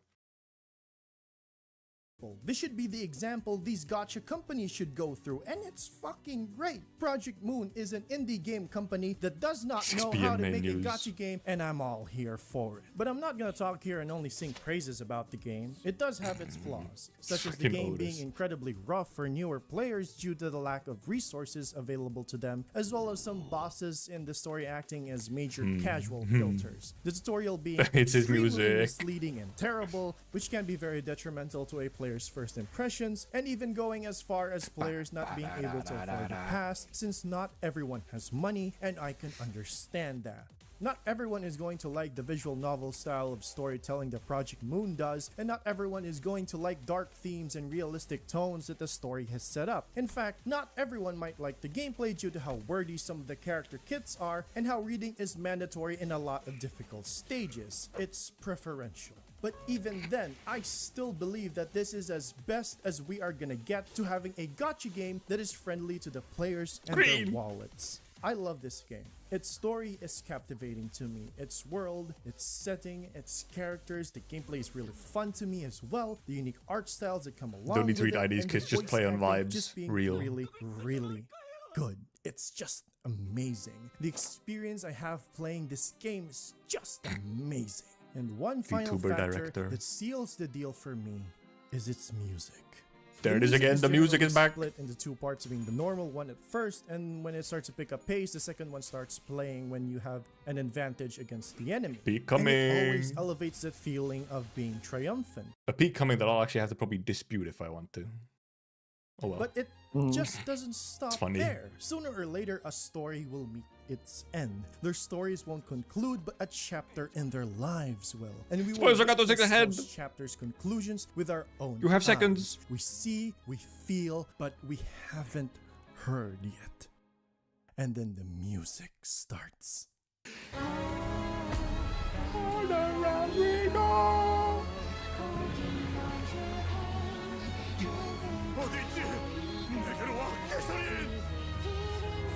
Guys, I think he might like Kanto 6. Maybe, possibly.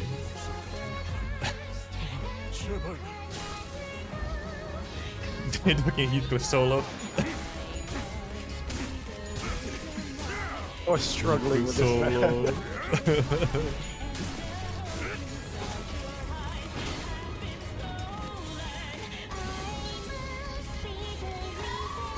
It is still the duo for Kanto 6 is still insanely cool. It is like the coolest integration that they've had for the Millie song, I feel, still.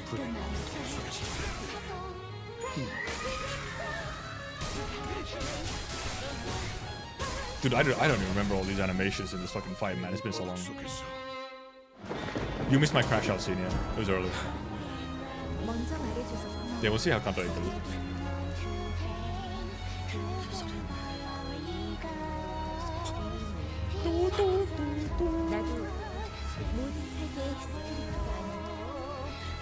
He had to get this out of him. Like, this was brewing in him, clearly, I think. Oh.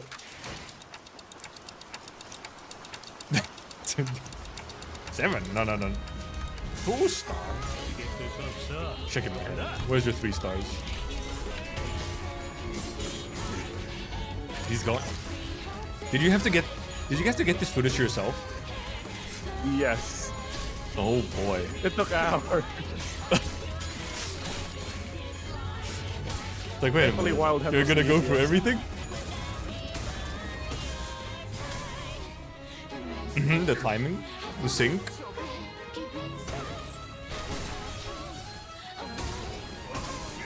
And there as well.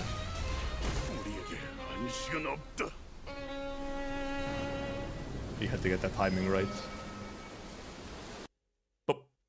Limbus is a ridiculously good game that tries to be a gacha game and fails miserably. But Limbus isn't the only one. Every He's game that I losing have it in the listed corner. here have their own way of presenting themselves. Most of the gacha games that I have listed have criminally underrated stories, and that's a cold, hard fact that I am not quick to relinquish. But they are still being held back because they are gacha games. The infamy of gacha, the rancid reputation of a gacha game, Limbus being an honorary subscription-based live service game, and how people overlook them because of it. It's rough because these They're games dominating are their literally size. better than most AAA or indie games out there. And that's a bold fucking claim from me. It is unfortunate.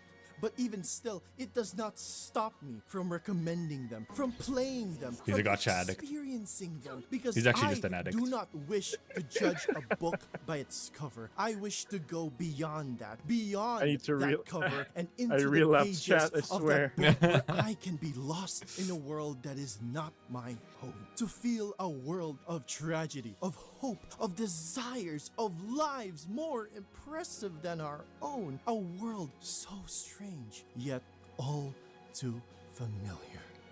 So I Yo, beseech shattered you samsara. to open those books to see what lies in its pages. And prithee, do tell me, Privy. what do you see? Gacha games are complicated. They usually Cookie have Run. greed and malice accompanied with them. Just another low-quality piece of Nope. shit application that sucks both I your hear that, time Millie. and money. But every once in a while, a light glows from the heaps of garbage that greedy corporations have put out. And it can't be just one. It can be a couple of them, and you can easily count them with both hands.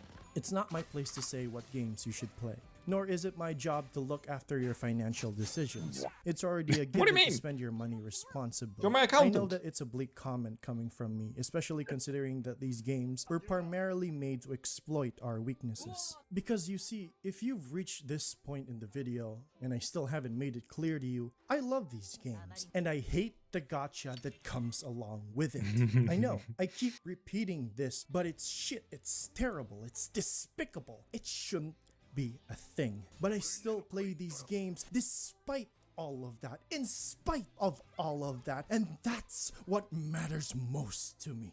These gacha games that I've listed, they won't consume your wallet, but they will consume your time. Time that I don't regret spending because these Or games possibly are sometimes your special. wallet. Some of them will make you laugh. Some of them Every will once make in a you while. vibe, and Sometimes. some will break you, tear you down until you're nothing but a crying mess.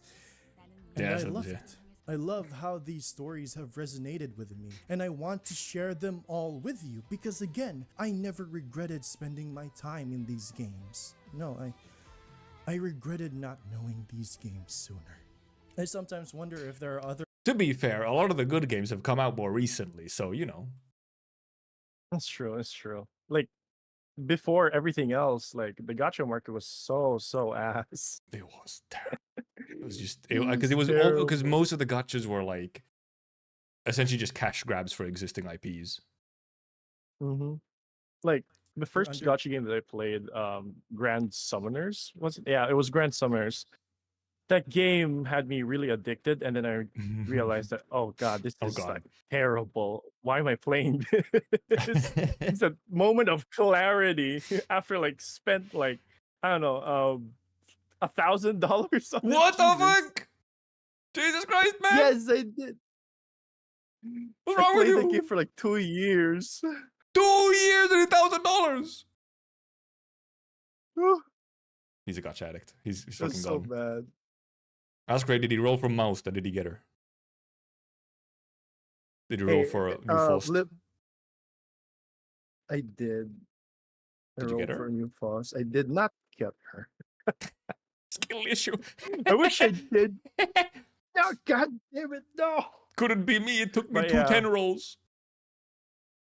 Limbus is like a godsend for like every gacha game out there. Because of Limbus, it has basically soured all of my experience of gacha and other games.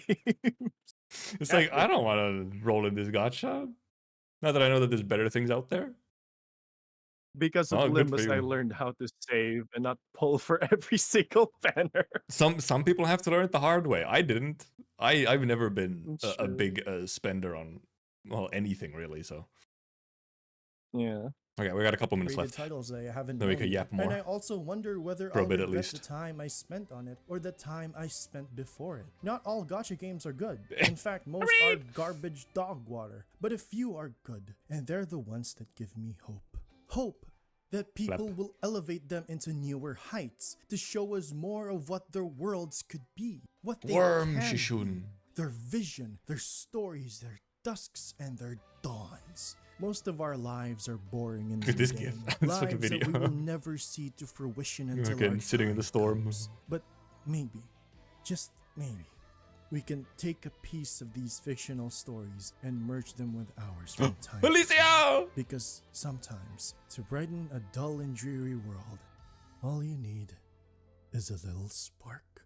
Truth is, I know, as long as we live, our ideals Speak music. by rivers scarlet, firing shots in the name of justice, declaring love we can only reminisce as cruelty becomes heroic. I'm on your eye. They're using the credits from other games.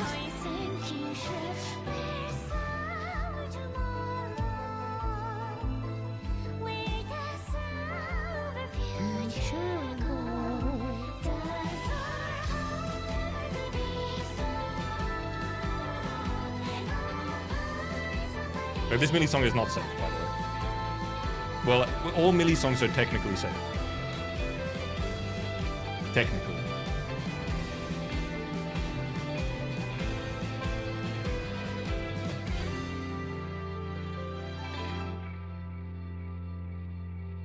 Ending on a BA shot of all things. Just drink your coffee. Oh, we shouldn't. We played it. Dude. A magnum opus. Incredible work. Clap, clap, clap. All right, chat. Clap, clap, chat.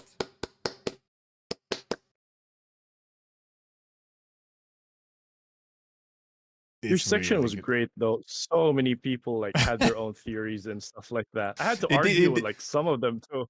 It did cause some good discussion, yeah. Yeah. This ending as well, I mean, it's just...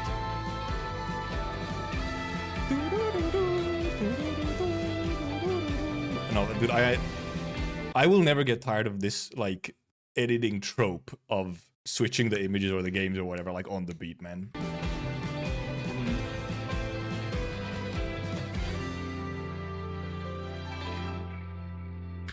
And I mean, well, it's a very good image to end on. Blue Archive has a bunch of, like, this sort of vibe of images, and they're pretty nice.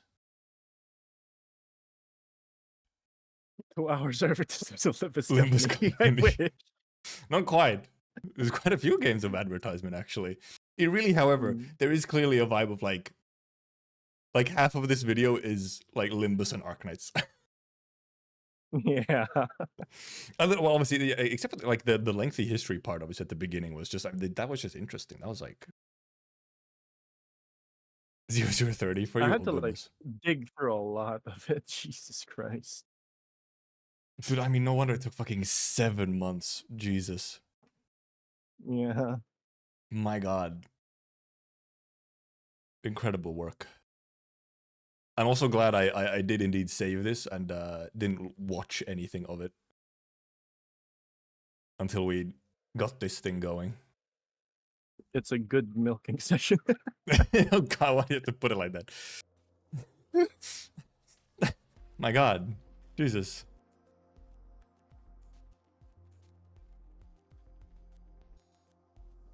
Okay, like surprisingly, the Limbus part was not actually the hardest part to edit. It was actually Lone Trail. The Lone Trail? Yeah. Clear's milking Ray live. My God. Why did you have to put it like that? Jesus Christ.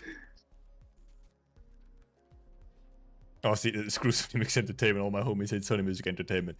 If you didn't see the original, my original comment on the first upload, it was me timestamping my portion and being, who the hell is this guy and why is he in my goat's video?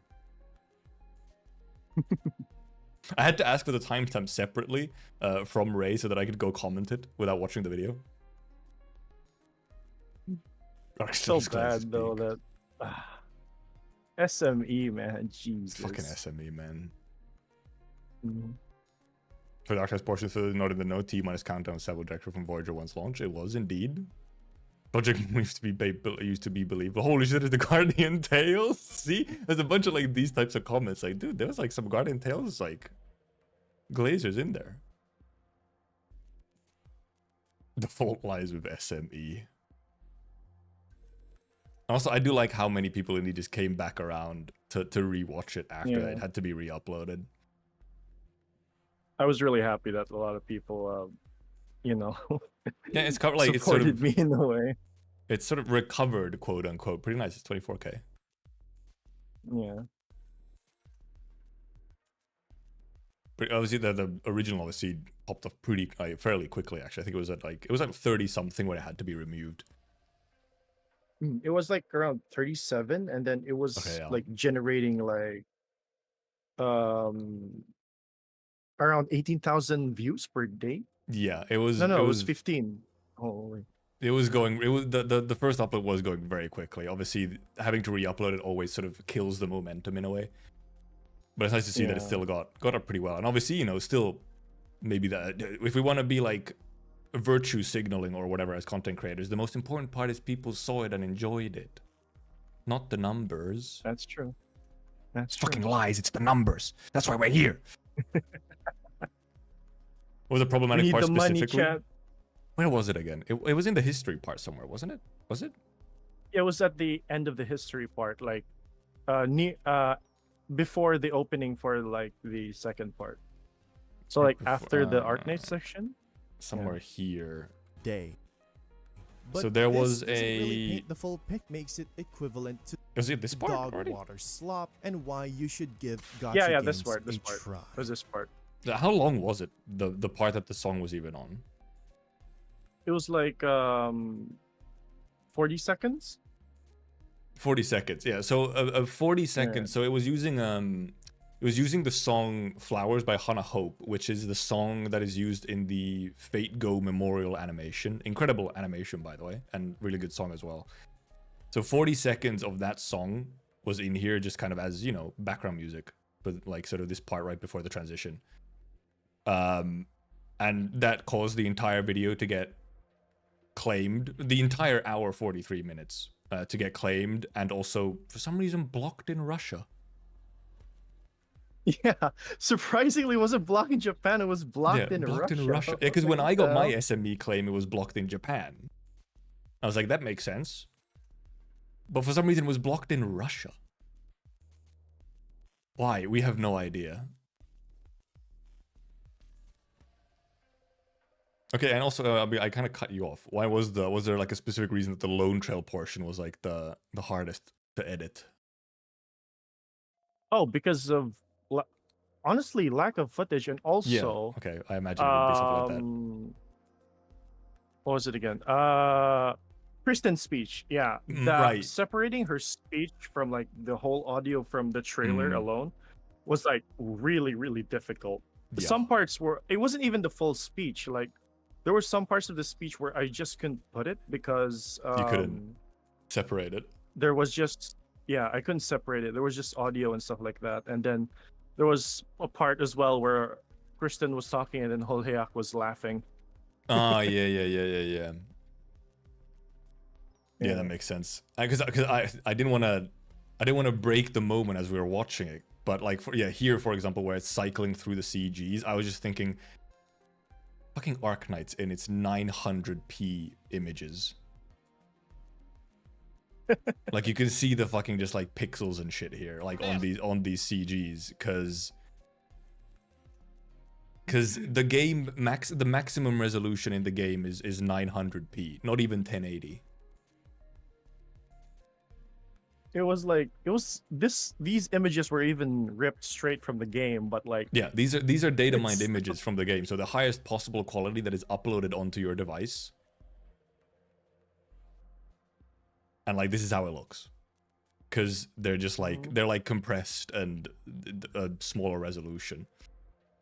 Infiltrator was unavailable in Russia because of Brand New World. But why? I don't know. That was the guess. My guess was that it's some weird sanctions thing. Why Russia specifically? But yeah. Yeah, okay, that makes sense. That would both the lack of footage because you don't have cool gameplay to show, and then trying to separate Kristen's speech. And because the worst part is, you want to have some of that speech in there because it's so good. it's so good. It's so unfortunate I can't put everything in there. Yeah. But, Luckily, yeah. you'll just have to go watch the original trailer, which is also just incredibly good. So And yeah, the Dark Knight portion did end up being long. Very long. It Yeah. did end up being long. Really did extend it by a good 20-something minutes. Almost. Funny. Oh yeah, I should probably point out something that I Yep. did very deviously. If you go to like the Arknights montage, the intro for it, there's like there were parts of like the CG where I flashed it multiple times, and then there was one part that was signified with blood. Mm-hmm. Yeah, it was during where was it? Here? Before I think it was before Amiya and W in the screen together. Okay, so it's really at the very beginning, I think then. Yeah. Maybe. He's yapping. Mm-hmm. It's coming soon.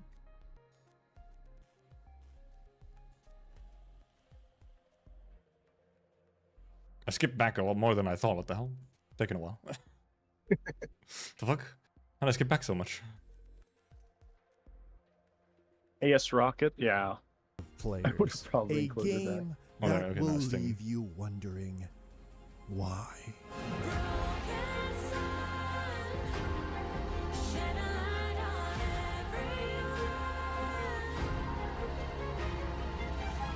That one. Where? This one? There we go. Yeah. What did you do? What's your devious? It was Theresa. Hmm. Well, that's Theresa, yeah. Mm.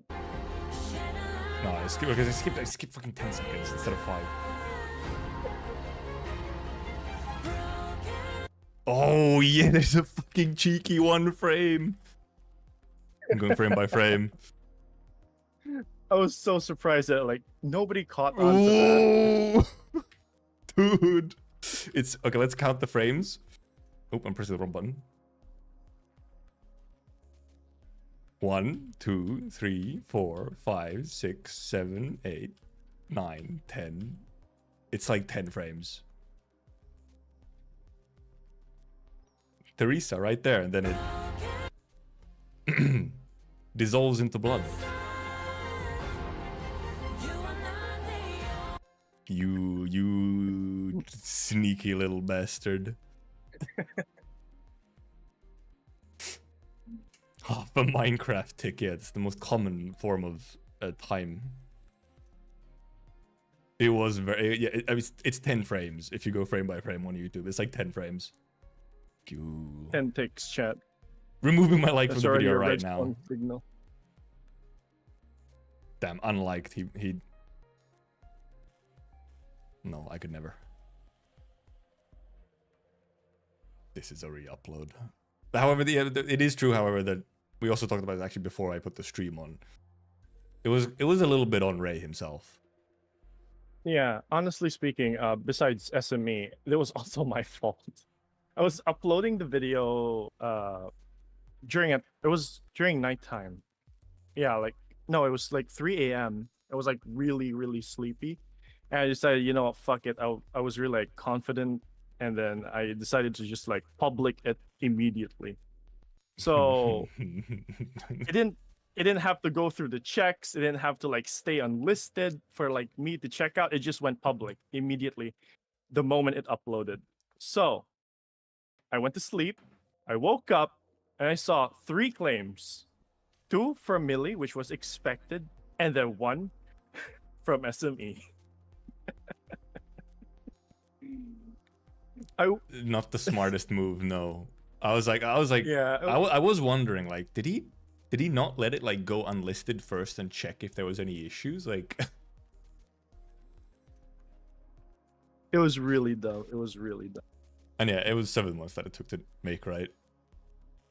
Yeah. With all the, I guess, some of the revisions and additions that kept coming, and then honestly on and off, you know, not the only thing you were doing in your life. Yeah.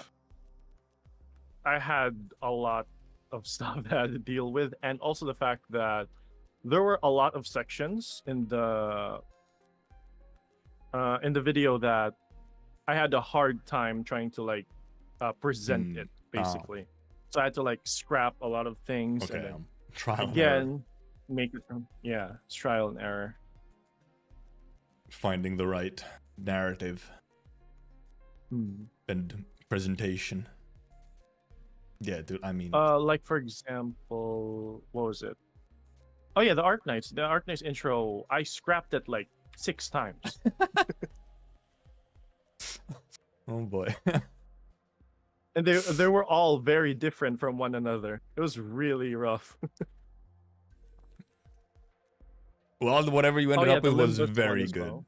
And the Limbus ones. Yeah, I'm not Yeah. surprised, obviously, that the really heavy edited ones like sort of MV sections and some of these intros, not surprised those would have been taken a while. Like I would Oh, just I've sit there called and just Inferno. like think. So I would what are just the sit types of names? there. Hmm? I would just sit there and just like think for like a couple of hours before deciding what to edit. Like, Jesus. Oh god. Oh god.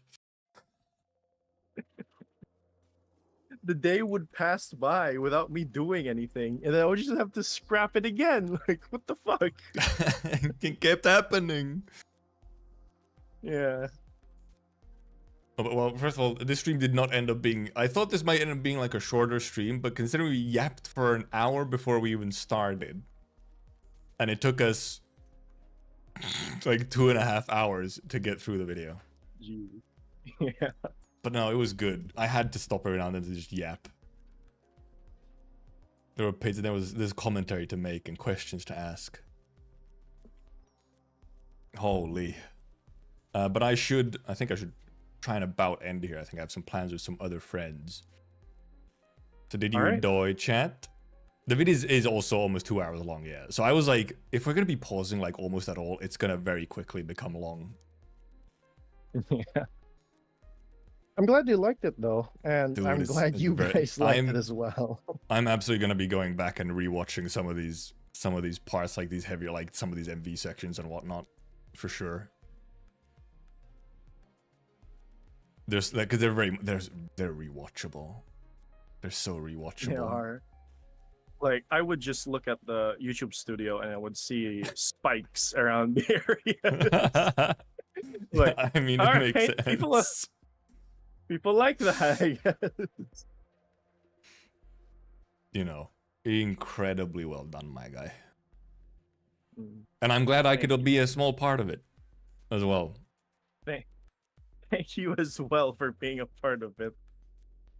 Though indeed, it's basically schizo posting. It was schizo posting, but indeed, then there was also a bunch. We were going through the Arcanite section. I was like, wait, is that trivia that I gave him? My influence is buried deep in it. You were hard chilling. What can I say? I was maybe a little bit. It's rare that I actually get to like shill to someone, you know, properly. I'm actually not a huge shiller overall. It's more so like once someone is doing something, I like jump in to like start guiding them through and pushing them onwards, rather than like shilling something to someone who like hasn't started yet at all. So that's kind of what I did to Ray. It was yapping chat. It was yapping real hard. Just a little bit. I was listening so intently. And now it's my turn to show it to everyone.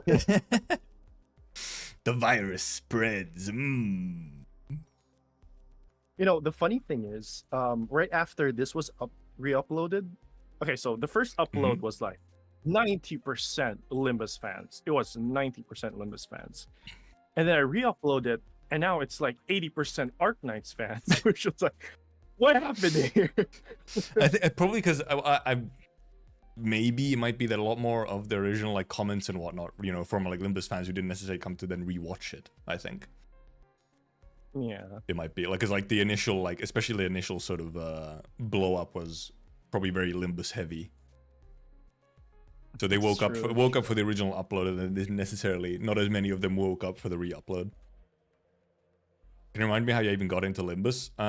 So I had Ruina shilled to me by a real life friend many years ago. And then I like watched Lobcord. I got into Ruina and I did Ruina. I really liked Ruina, and then Limbus eventually came around, but I didn't start it right away because I was a little suspicious about it being a gacha. And I didn't really want to start a game like that either at that point. So I was like, I'll start Limbus when I have like a good time to do it or whatever. And that time ended up being actually close to a year, I guess now. I think it was probably June last year that I started or something. And, you know, well, now we're here. Mm-hmm. A fellow sleeper agent again. Yeah. Yeah, it was because like so in like some other universe, I started Limbus on release, but in this one, I just didn't feel like starting it right at the start because I was a little suspicious about it indeed being a gacha, and then so I wanted to wait a little bit to see what the consensus was from people I trusted, and then it just kind of extended constantly because it was also like I don't want to start like another live service thing right now. And then eventually I dropped some of the other things that I was playing and I had like more space in my brain. And then I also had I also had the excuse of streaming it at that point, so that helped. You were playing Hawkeye Star Rail, if I remember correctly. Yeah, and I mean I played Star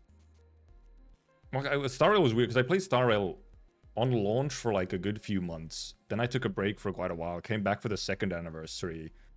Played for a good few months again, and now I haven't gone back to it yet, at least.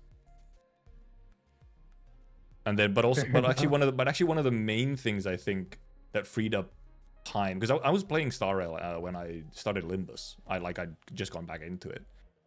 But actually, the game that I think, for example, freed up a space was actually Honkai 3rd. Honkai 3rd Part 1 finished, I think, like that same spring, I think.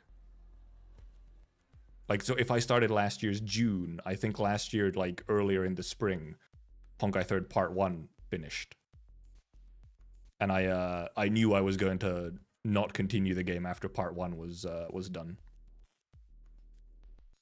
So that actually was like what freed up a space. I think, if I have my timeline correct. Was there anything else? I don't think there was any other. Well, I also like around those times. I think I also like had dropped Genshin at some point as well. So. Wait, you played Genshin? I played Genshin for a good few years, yeah. From like I started when what's her face, Raiden Shogun released, and I played for a good few years, like a couple of years or whatever. Essentially, how did I do it again? I played it until like after Sumeru or whatever ended. Then I took a bit of a break from it. I came back for Fontaine. Kind of took a small break again. Then for Arlecchino release, came back, played for a bit again. Dropped it again for like essentially the summer. And then I tried Natlan when it come out and just never went back. So. And I for that one, I don't think I just have a feeling I'm never going back to Genshin. I have like no desire to. There's like at least there's some tiny desire for me to maybe at some point return for Star Rail. Even if it's just like off stream. Maybe. But that's also nothing guaranteed. Especially since, you know, at some point there's going to be games like Enfield and whatnot, which are going to, you know, take up space. Oh yeah, definitely making a video on that one. Jesus. A proper one at the very least, not the gameplay thing. So yeah, because obviously I have like approximately sort of my limit for like how many gacha games I play at once. It's like around 3 at a time is kind of the maximum. Depending a little bit, I guess, on how demanding each of the games are, but like overall it's about 3 is like I don't really want to do more than 3 at a time.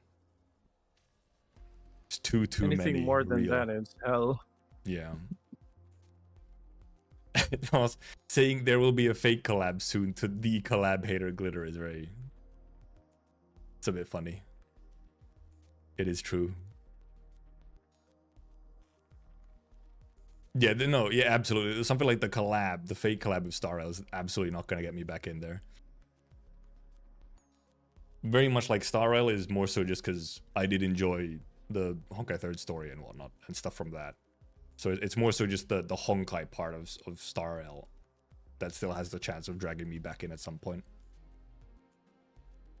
I plan on doing more collabs myself, though? I mean, every now and then when there's like something funny to do. Oh, I think he was trying to speak, but it's not coming through. Oh no no. No, I was just It's like, okay. okay, it was like static or something. Yeah.